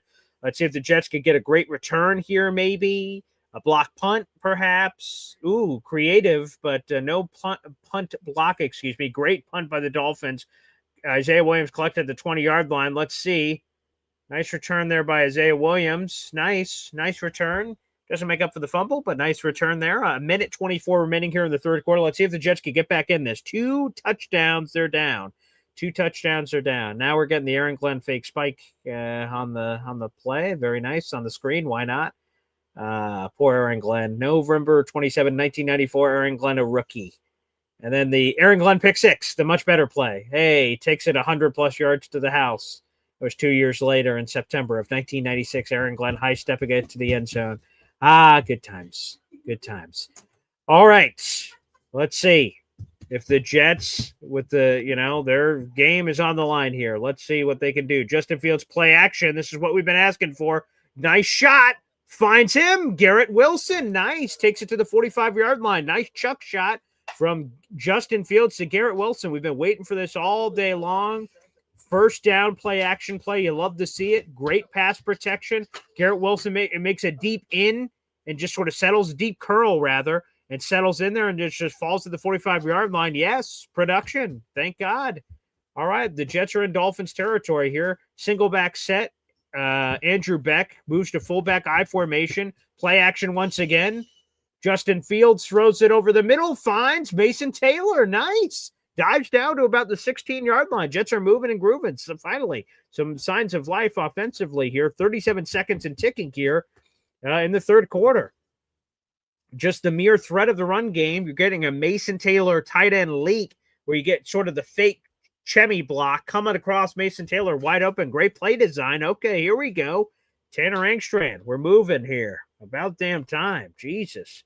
Let's show some hustle here. The Jets do have to snap this before the end of the third quarter. The timing does not match up perfectly. Fresh set of downs here for the New York Jets. 1st and 10 from the 18-yard line. Justin Fields shotgun set.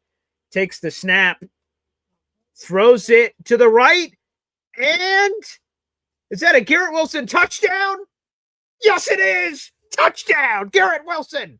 Wait, there's a flag on the play. No. God, no, please. No, God. Please, no. You got to be shitting me.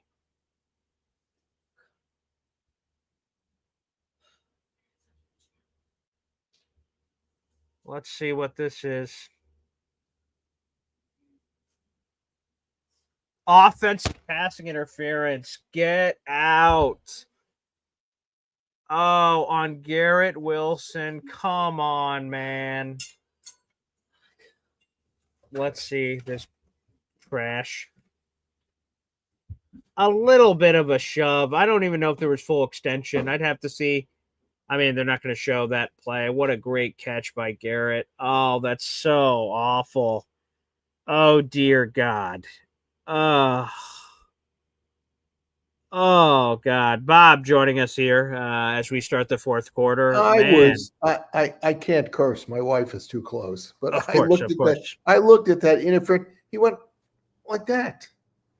It's like he touched him on the numbers, and that was pass interference. Jesus. On every play, receivers go downfield, Sure. and the defender and the offensive receiver, they push off against each other, and there's no call. Yeah, and now we get that. And you get that. Oh, my Atlanta. I just don't understand, man. What's the point? What's the point spread on this game? It was 2.5. Dolphins were favored. It's all. I mean, my first thought was they don't want the Jets to catch up.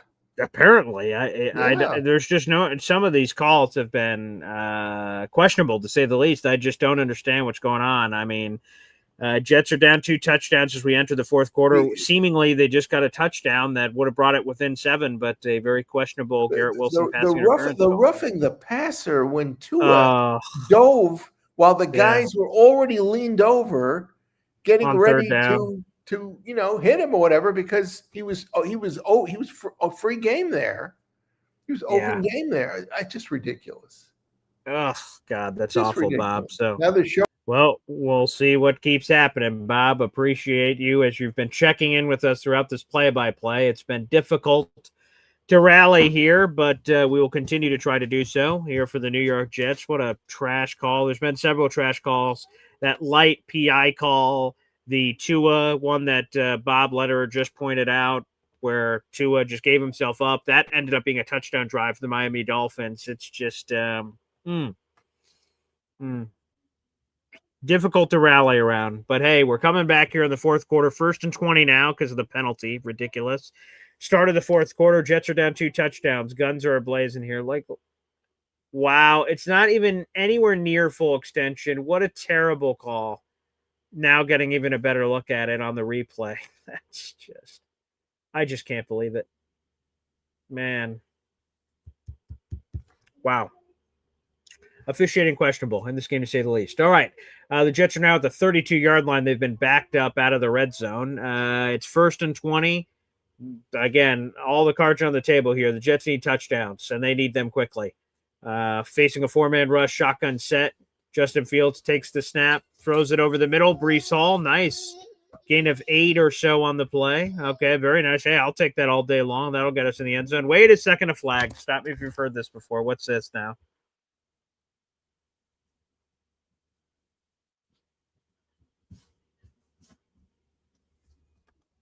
What is this?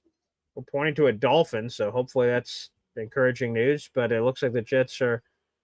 Oh my fucking god! You can't. Personal foul on the Jets.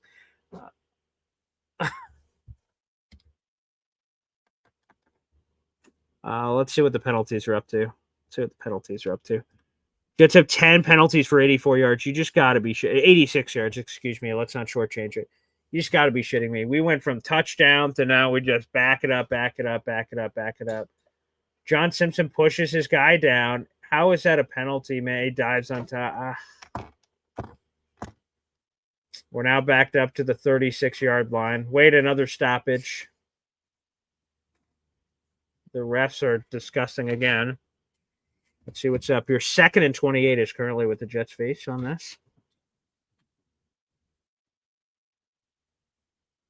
Sick, man. The Jets have done enough to shoot themselves in the foot, obviously. But for these penalties to be this way, it's just a hard pill to swallow.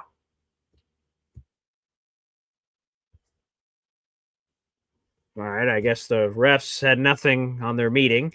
All right, it's 2nd and 28 for the Jets, 14:34 and ticking here in the final quarter of this contest. It is do or die for the Jets. They need touchdowns. They need them as quickly as possible. Shotgun set for Justin Fields. Takes the snap. Up, he shifts around the pocket. There might be some green grass, a sliver perhaps, and they get thrown out of bounds. Where is the penalty, man? I don't understand. The Jets got to feel like you guys are making shit up. That is so bullshit. Justin Fields is getting tossed with his fucking luggage. Matthew Judon hits Justin Fields and hip tosses him to the ground 7 yards out of bounds, and there's no fucking flag, man. I don't like picking out officiating, but this is bullshit. You've got to be kidding me. What kind of biased, trashy shit is happening here, man? God, that's so infuriating. 3rd and 24 for the Jets. Now the play clock's running down after the Jets argue with the officials, and they're asking for the clock to be pumped back up, but I bet they're going to give us 5 for delay game. Let's see. Oh, they're pumping it back up? Okay. Yep, there you go. We didn't get the 5 for that one. Wonderful. God, I'm just so ticked off. That is just... Oh, my God. All right, 3rd and 24 for the Jets, 13:36 and ticking here in the final quarter. The Jets have gotten hosed on the penalties. Again, they've shot themselves in the foot. 3 turnovers. There's no excuse. But get the blank out of here. 3rd and 24, ridiculous circumstances, and the Jets need a touchdown. Justin Fields strikes it over the middle, and it's intercepted.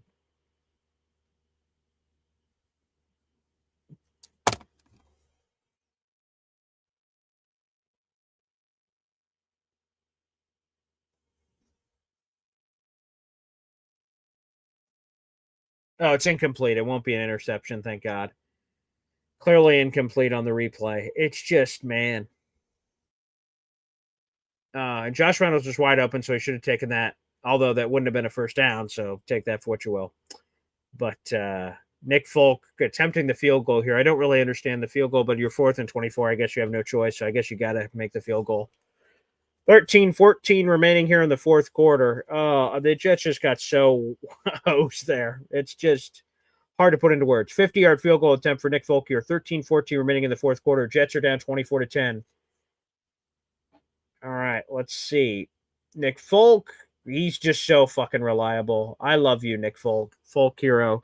24-13. 24-13 for the New York Jets. 24-13 fourth quarter. Nick Folk, the best decision the Jets made is saying, you know what? This kicker situation sucks. We probably should sign that Nick Folk guy. And that's been the best decision they've made. Unfortunately, the Jets have not gotten any wins or anything where these field goals would matter at the ends of games, unfortunately.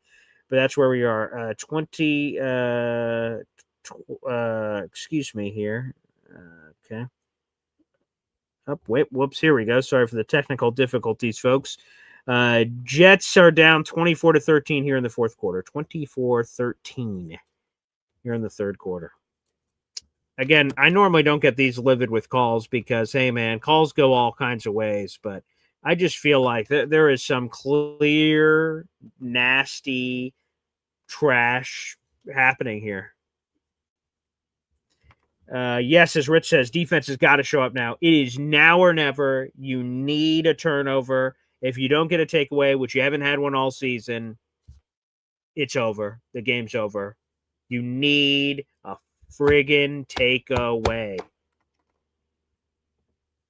Let's see. For Lily saying, Nick Falken, our punter. That's it. Yeah, that's all we have right now. Yeah, it's not great. Not great. Let's bring this back up. ESPN Gamecast being a little glitchy. Apologies. John LG saying, is Folk the only player over 30 on the Jets? Absolutely not. There's Josh Reynolds. Let's see, who else am I missing? You have Josh Reynolds. You have Nick Folk. There's a couple of guys. Not many, but a couple. Nick Folk is actually over 40, believe it or not. Genergy said, can we get pissed off and strip the ball? Because obviously the Jets are pissed. I mean, you could see it. They're like in disbelief with the calls. But Genergy, let's use your name, right?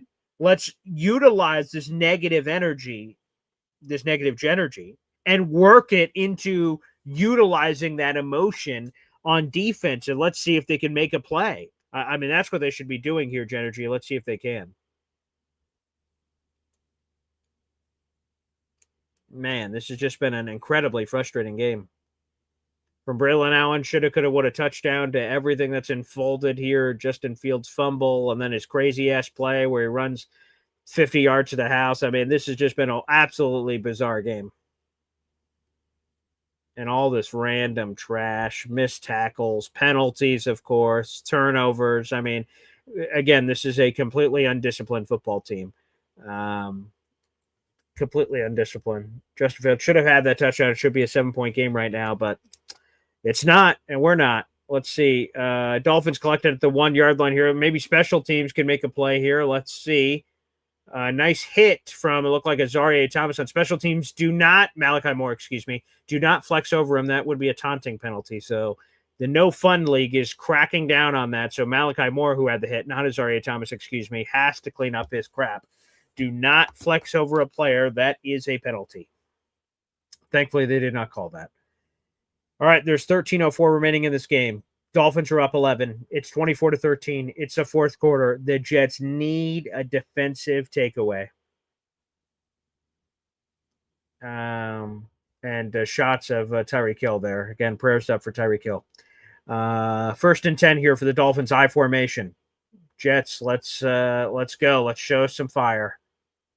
And they are showing the opposite right there, getting dragged around. All right, gain of 8 on the play from Devon Achane. It's going to be 2nd and 2 for Miami, for the Fish. Punch a ball out. The fact that this game is even anything, that it's within 11 points after 3 turnovers is unbelievably, speakably. But who cares? Jets, get your ass into this game, man.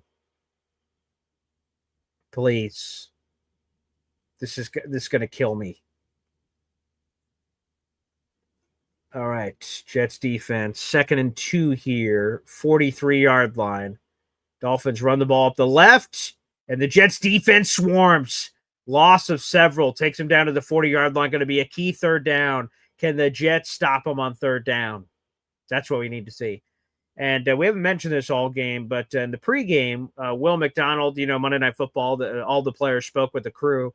And Will McDonald spoke with the crew, and he was showing the Aaron Glenn dance on the iPad. And Will McDonald said, hey, man, that might be my new sack dance of doing the Aaron Glenn dance moves. And, hey, now would be a great time to do it. 3rd and 4. We'll see if the Dolphins just run it.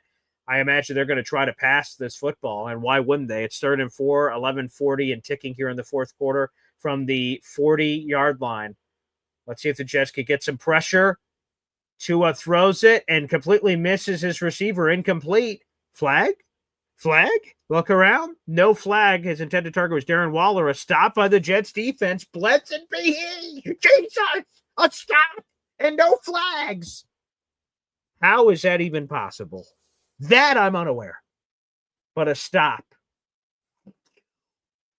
Now can this Jets offense. Complimentary football. Jets defense gets a stop.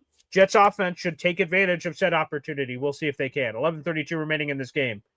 A block would be cool, but just don't hit the puncher. He did not, thank God. All right. Did I say Williams just call him fair catch at the 2-yard line?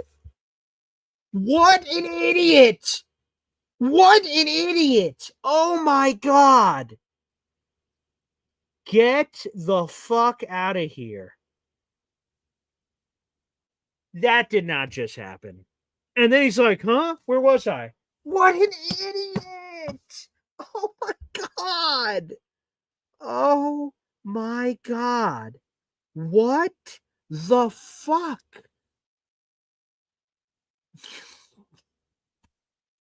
Speechless. Oh, my God.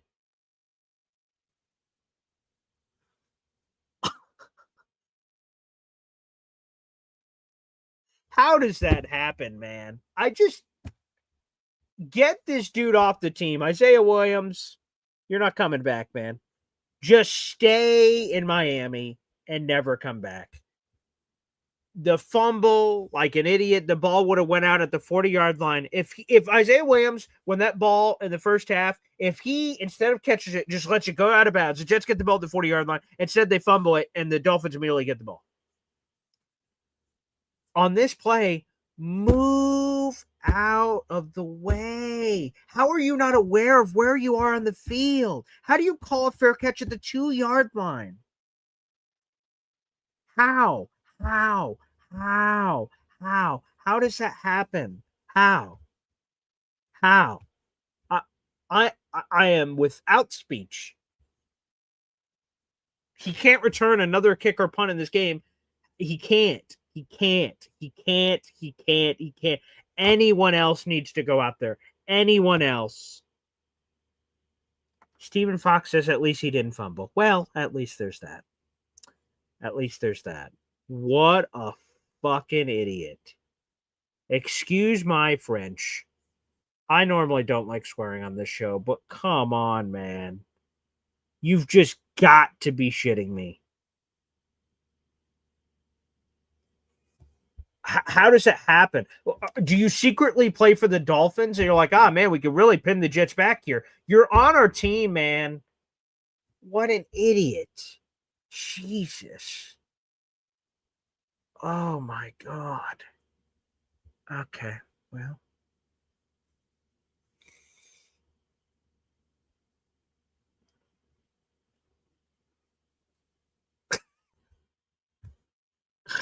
All right, well, the Jets are at their own 3-yard line. Thanks, Isaiah Williams. All right, 11:24 remaining in this game.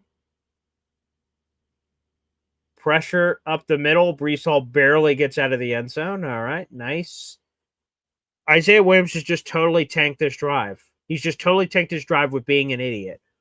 The defense gets this great stop, and special teams just fucks the Jets over. Like, come on, man.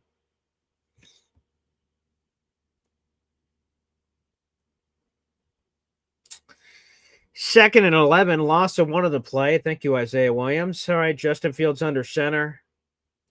You guys got to come up with something. You can't just keep running it. You need to do something.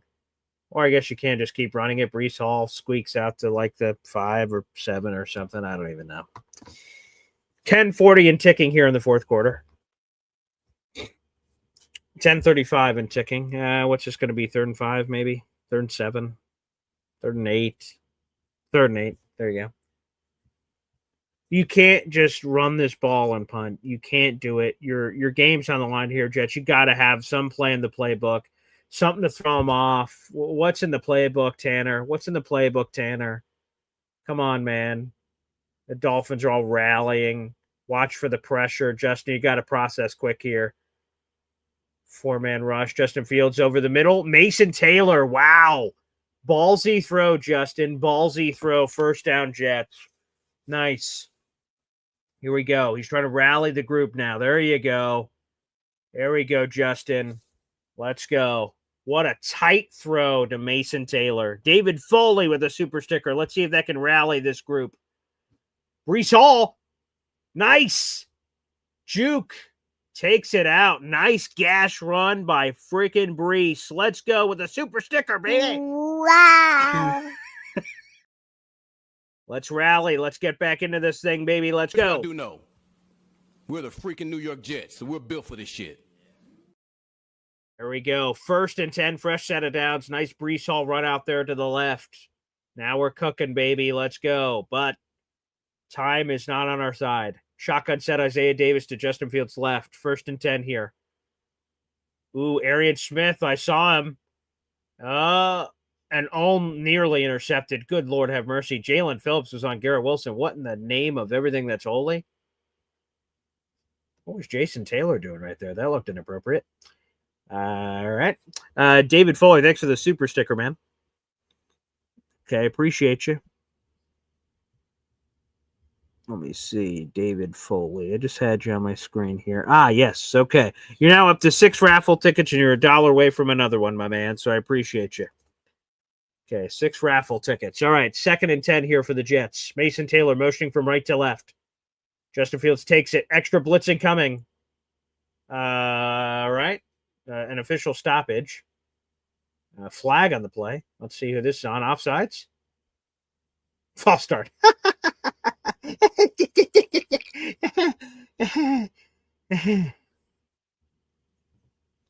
Joe Tippmann. Thanks, Joe. Get out. Jets so far on penalties have 11 penalties for 91 yards. Nice. All right. Jets have a 2nd and 15 here. All right. They're at their own 26-yard line. All right. Justin Fields drops back.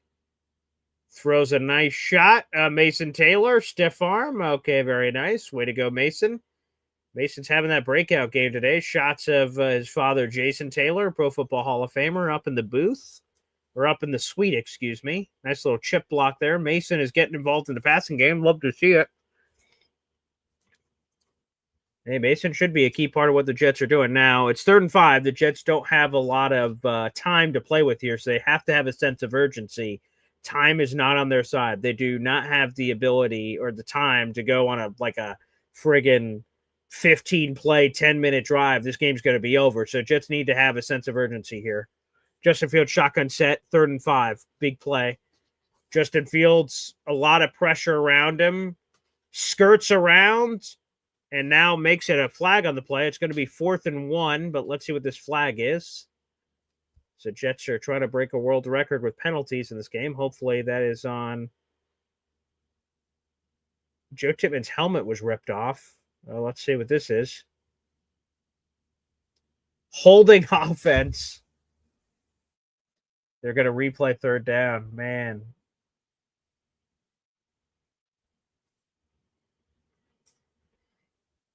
Boy, wow. And Joe Tippmann got railed. He 100% hands to the face. Joe Tippmann got absolutely raked and no penalty on the Dolphins. Man, this is killer, man. I just don't understand how these calls are not being even, Steven, across the board here. All right, 3rd and 15 for the Jets. They're at their own 26-yard line. Jeremy Ruckert motioning from right to left. 4 receivers out. Brees Hall to his left. Justin Fields takes the shotgun snap.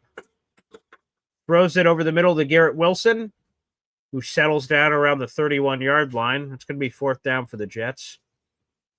I mean, you got to go for it here. Or maybe not. What is happening here? It looks like Garrett's coming off the field. 4th and 10. I mean, maybe if you could get a stop, 3 timeout, maybe. Yeah, I mean, I guess if you go for it here and you miss it, the game is not in a great place. So, okay, you could 4th and 10, I guess. If it was closer, maybe you would have a better shot at it. You better hope Austin McNamara boots it and you play well on defense special teams here. Okay, he collects it down at the, 25-yard line? All right, the Jets need a defensive takeaway then. Good Lord, what a friggin' game.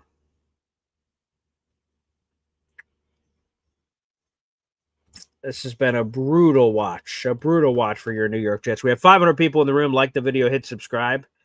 Show your support. Whether the Jets win or lose, we're always here. We're always here, baby. Jets have 12 penalties for 101 yards, over 100 yards. Like, what is Aaron Glenn to say after this? Now, some of these penalties have been crazy, but what is Aaron Glenn to say? The penalties remained an issue with this team. And, hey, Aaron Glenn needs to get his players here, but 1st and 10, pistol set with Tua. Handoff to the left. Let's see if the Jets can get a rally here. Devon Achane breaking 100 tackles. It just gets a first down out of bounds. Man, the soul has left the Jets body here. Look at all these missed tackles, man. Brandon Stevens missed tackle. Isaiah Oliver missed tackle. Isaiah Oliver missed tackle. Yep, there it is. Brandon Stevens missed tackle. Jamian Sherwood, the tackle was broken, but at least he got pushed out of bounds, I guess. 1st and 10 for the Dolphins at the 39-yard line. Their own 39-yard line. Jets, time is not their friend. They are running out of time. Dolphins handoff up the middle. Devon Achane runs it out to the 40-yard line, ripping up this Jets defense. What an embarrassment. This team is just rolling over, man.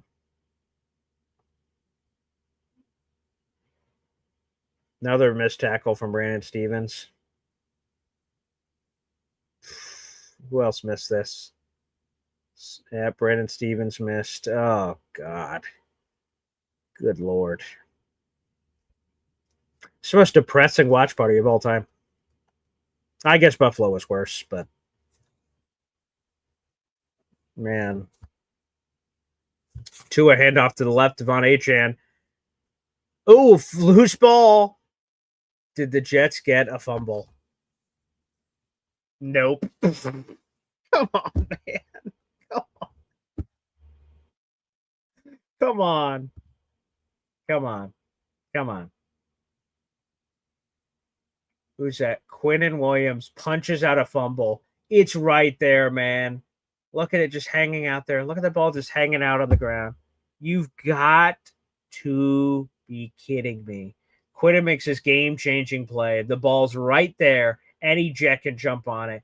And it just can't. It just can't. It just can't. How do we not? We don't have a takeaway, man. We don't have a takeaway. And there have been balls that have been on the ground. Up, play action. Jets are caught out of position, obviously. We just can't. We don't have a takeaway. And with the time running out of this contest, we're not going to have a takeaway through the first month of the season. And that would be the longest such stretch in Jets history since 2018, 7 years ago. Wow. Well, isn't that something? Unbelievable. I don't ask for much, man. I don't ask for much at all, but this is just... Where is your pride, Jets? Where is your pride, I ask you? Where's your pride, man? The Dolphins came in at 0-3, man. Just like you. You both sucked. And,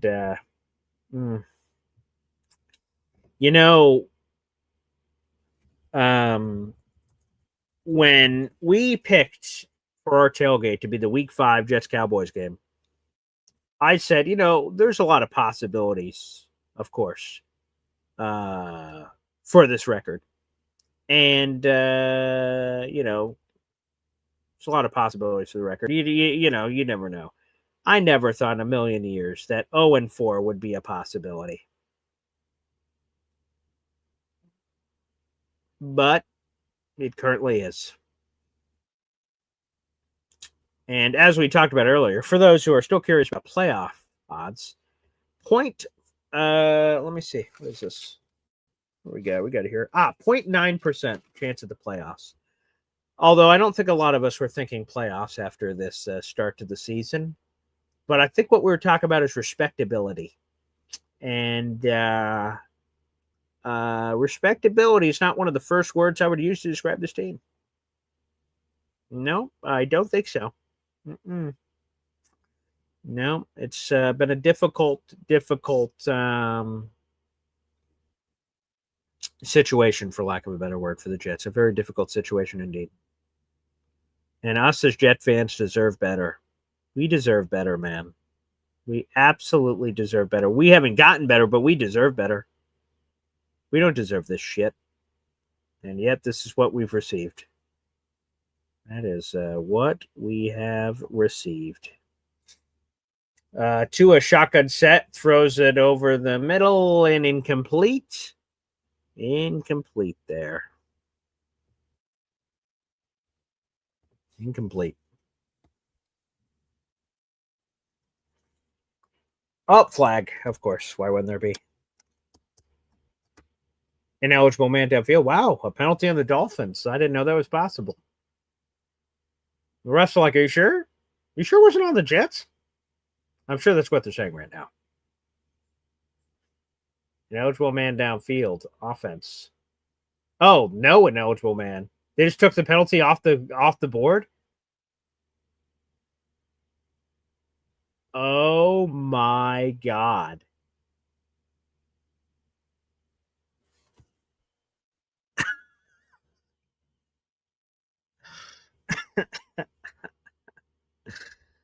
Oh, wow. All right. Dolphins handoff up the middle. Jets rally. Shout out. Let's go to a super chat. Big Islander fan here on the chat. Big Islander fan. Sure. Wow. We suck so bad we do not have to tank for the number 1 pick, right? Just take it. Yeah, just there. Yeah, I guess. I don't even know what we'd be tanking for. I didn't plan on having any draft conversations in September, but I guess you never know, right? Guess you never know. Unbelievable. What a...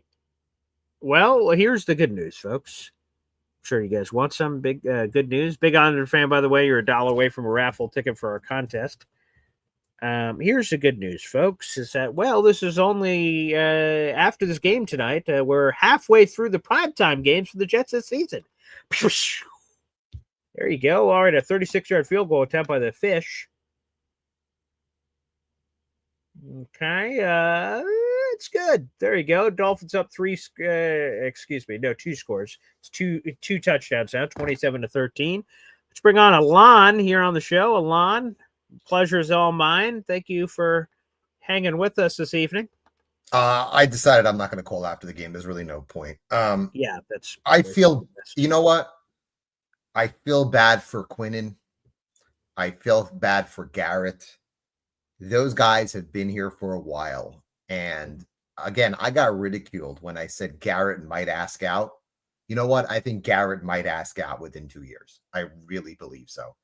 Because not only is this team undisciplined, sure, the refs will never give him a call. Continue. I mean, the refereeing tonight has been brutal. Oh, that is not offensive pass interference. It's just not. But because he's a Jet, he's never going to get a call. He won't. He just won't get a call. Apparently not. Yeah, man, there have been some awful calls tonight, but yeah. What bothers me the most about tonight is how undisciplined this team is. Oh, and Jesus. I remember that with Saleh, but this is next level. And this is a worse loss than the Dolphin game because you knew the Bills were going to kill them. This is a team that's not good. The Dolphins are not a good football team at all. They're not. They're not. And this team is so undisciplined. It's unwatchable. And again, I hope you're not taking the Jets next week. I hope you. It's a good question. We'll have to see how the week progresses. Yeah. What's the injury status? Paul, it's not going to happen, Paul. I worry for Glenn in this case. If this team goes 2-15, could he be a one and done guy? I don't know. On a 5-year deal. There's no way. There's no way. 2-15. I mean, 2-15 is awful. I mean, 2-15 where games in December will be maybe a quarter filled.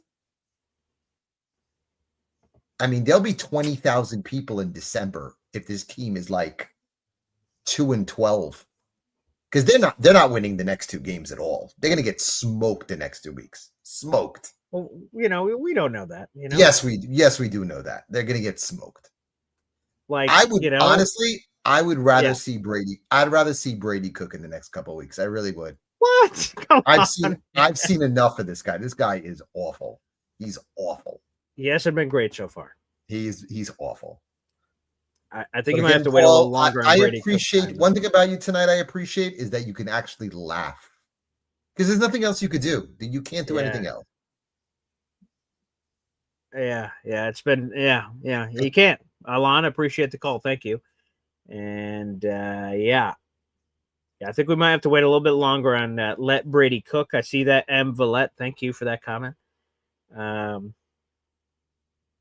might have to wait just a few more notches on that one. That could come later in the season, I suppose.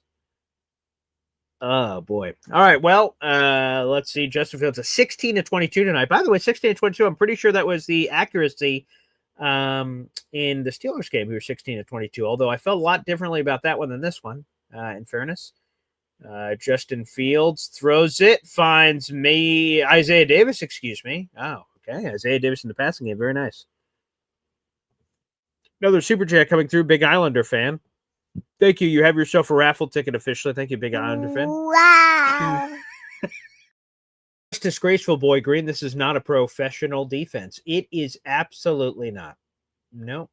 There's no way. And who's that? Jeremy Rucker. How? He just got spiked on top of his head. Is there no penalty for that? What is going on? If I'm Aaron Glenn, I'm ripping these refs. Jeremy Rucker was clearly on the ground, and he just got elbowed to the back of the head on the ground.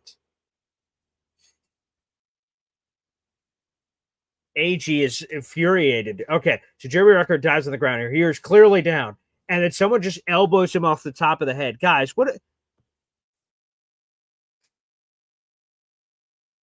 Come on. Fuck. What's going on here, guys? What's going on here? Let's go to DNY for live. That's unbelievable, man. Alon, I know you're watching. You're watching. Yeah, you're right. Sure. This team sucks. I've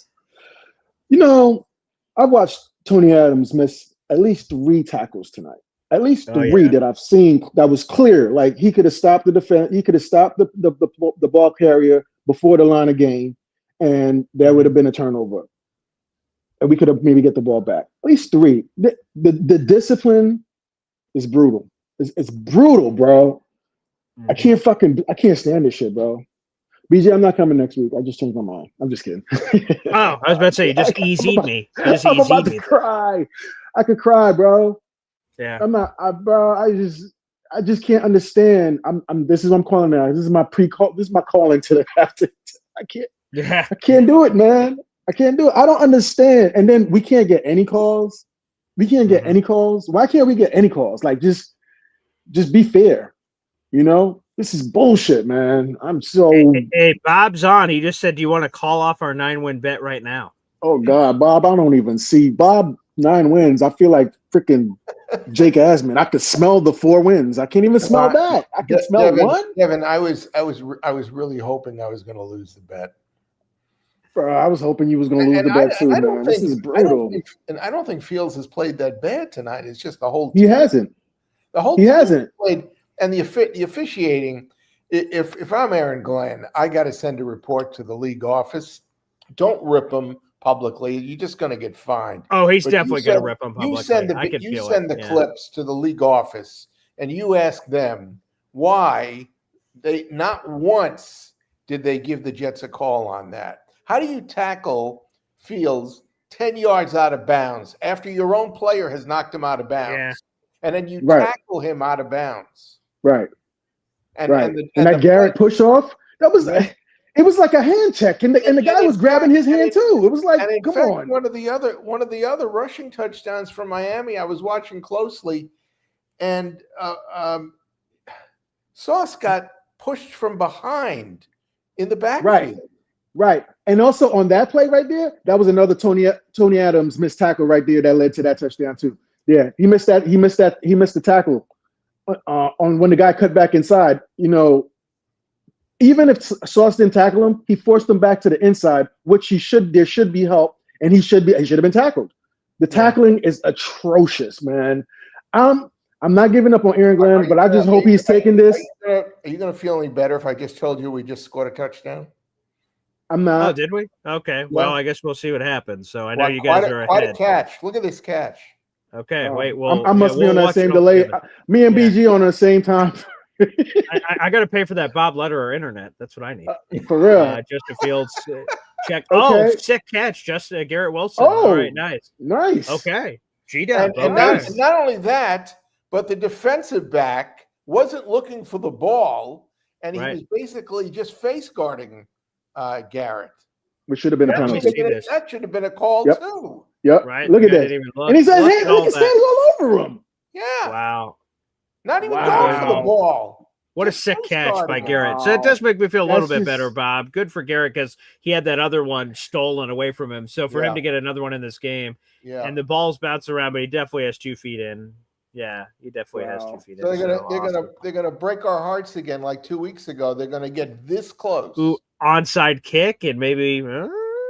They're going for 2 maybe, and then we'll see. All right, boys, I'll check back in with you because I know we're all off. All right, we'll check back in here shortly, guys. Hang on tight. They're going for 2 because then if you get the onside kick, we'll just have a chance to straight up win the game. So, okay, let's see. 2-point attempt here for the Jets. Let's see what they do here. See how the Jets are with 2-point conversions. All right. Justin Fields, shotgun set. Fakes it to Breece Hall and read option right into the end zone. Easy peasy, lemon squeezy.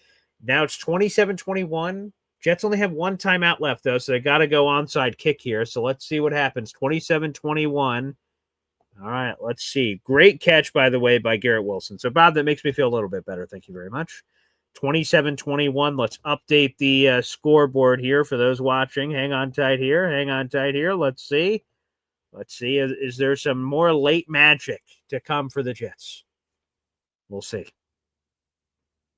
All right, hang on tight. We'll get to all you guys here on the show coming up. I see we have a lot of callers waiting, but I know all our times are all off, so we'll try to see if we can see what happens here. Again, 27-21. 27-21. Jets convert on the 2-point conversion. Sean Jefferson having a conversation with Garrett Wilson there on the sideline. Let's see. The Jets have to kick an onside kick here. Let's see. Minute 49 left. We got 1 timeout. You're playing the clock. It's 6. Yeah, I mean, it's all here.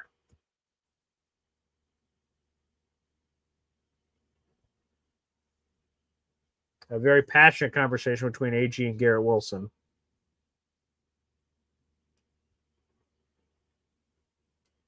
All right, onside kick time. Nick Folk. Do we have some Folk magic? You know, that week 2 Cleveland game a couple of years ago, we needed some crazy magic. What does Nick Folk have? What does Chris Banjo have in his up a little bit of a skip? And the Dolphins recover. The Jets have 1 timeout, so technically I don't think they can fully run the clock out yet. So we'll see what sort of magic happens here, but, here we go. All right, we'll see. Nice little kick with the Dolphins recover, so they'd be in field goal range. So let's see. No, not quite. So I guess they're going to recover the 45. Jets touch them at 45. I don't know. Let's see. Let's see the math. I'm not a math guy. I think you guys all are pretty aware of that. Not that I had to say that publicly on the show. So they can't run out the clock. The Jets have one timeout in their back pocket. So they're going to try to run. So let's see if the Jets can force a takeaway or to stop them timeout, which I imagine is what's going to happen there immediately here. So let's keep an eye out. Hey, you never know what can happen, folks. You never know. Do you believe in magic? Do you believe in miracles? Can we get something here for the Jets? Maybe? Possibly? You never know. Okay, 144 remaining in this game. The Jets used their last timeout. So if you hold them here, they're out of field goal range because obviously they get in field goal range. You're down 6-9, you're out of it. But or block another Will McDonald block magic maybe. Possible. Okay, let's see. Minute 44 is their magic here. 2nd and 10. Jets defense. Relying on the Jets defense for anything can always be a troubling expedition. All right, they have some funky shit set up here with all this motion and movement. Jets defense just has to be ready. And, okay, they stop them. They're around the 43-yard line. Again, they're not in field goal range, but the Jets don't have any timeouts left. Okay, so the Dolphins can bring this to about 58 seconds left. You're on 3rd down. They could knee it or try. I mean, obviously they're going to try to go for it. They're not just going to knee it, but interesting. Okay, so now we're in time range now. So let's see what's going to happen here. The Dolphins can bring it, if they go snap to snap here, they can bring it to about 58 seconds left remaining in the game, and then whatever play they call. The Jets should still have a chance as long as the Dolphins don't convert here. Okay, handoff. Okay, the Jets crush them in the backfield. Nice. Okay, that's going to give them a multiple yard loss. There's about a 10-second gap here on 4th down. They're out of field goal range. Okay, let's see if we can get something funky here. Okay, interesting. So the Dolphins are going to milk this all the way down. They're going to call a timeout. That's going to give you about 12 seconds left on the play clock. They can't kick a field goal, so maybe they just punt. Oh, this is going to be interesting, boys and girls. Let's see if we can get crazy. Okay, so this clock machination is probably going to bring you to 12. Maybe 13. Nope, it's 12. Okay, so 12 seconds left. The Dolphins have to punt. They could sky punt the shit out of this and try to get it within the 5. 10 maybe. And that'll leave you about 7 seconds left, but you have no timeouts and you need a touchdown. Unlikely. But are you saying there's a chance? Oh, maybe this is how AG gets his first win. Huh? Oh, yeah. Here we go. This is it. This definitely happened. Or the Jets block the punt. They just go all out. They don't even leave a returner back there. Go all out for the block. And then, yeah. This could totally work. This could happen. That's how they're going to get the win. Yes. Okay. Come on, Jets. Go all out. Chris Banjo, you got to have something in your back pocket. A Will McDonald block, maybe. Okay. Let's see. No block. Okay. Let it go.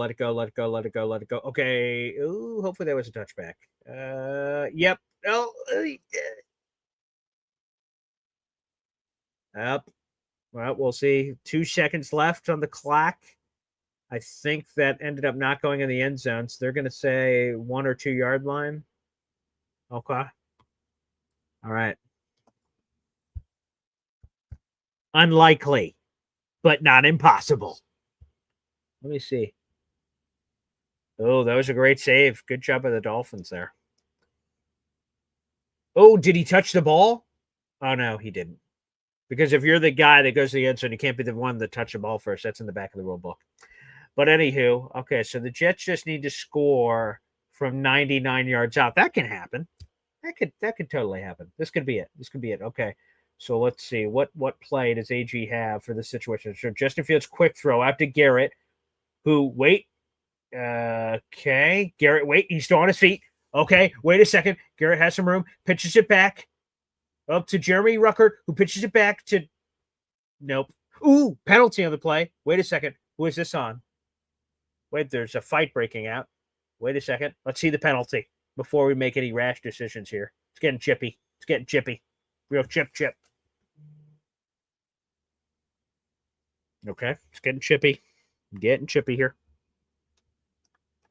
Let's see. Now, there's a lot of conversations. Another penalty. What the hell is going on out there? All right.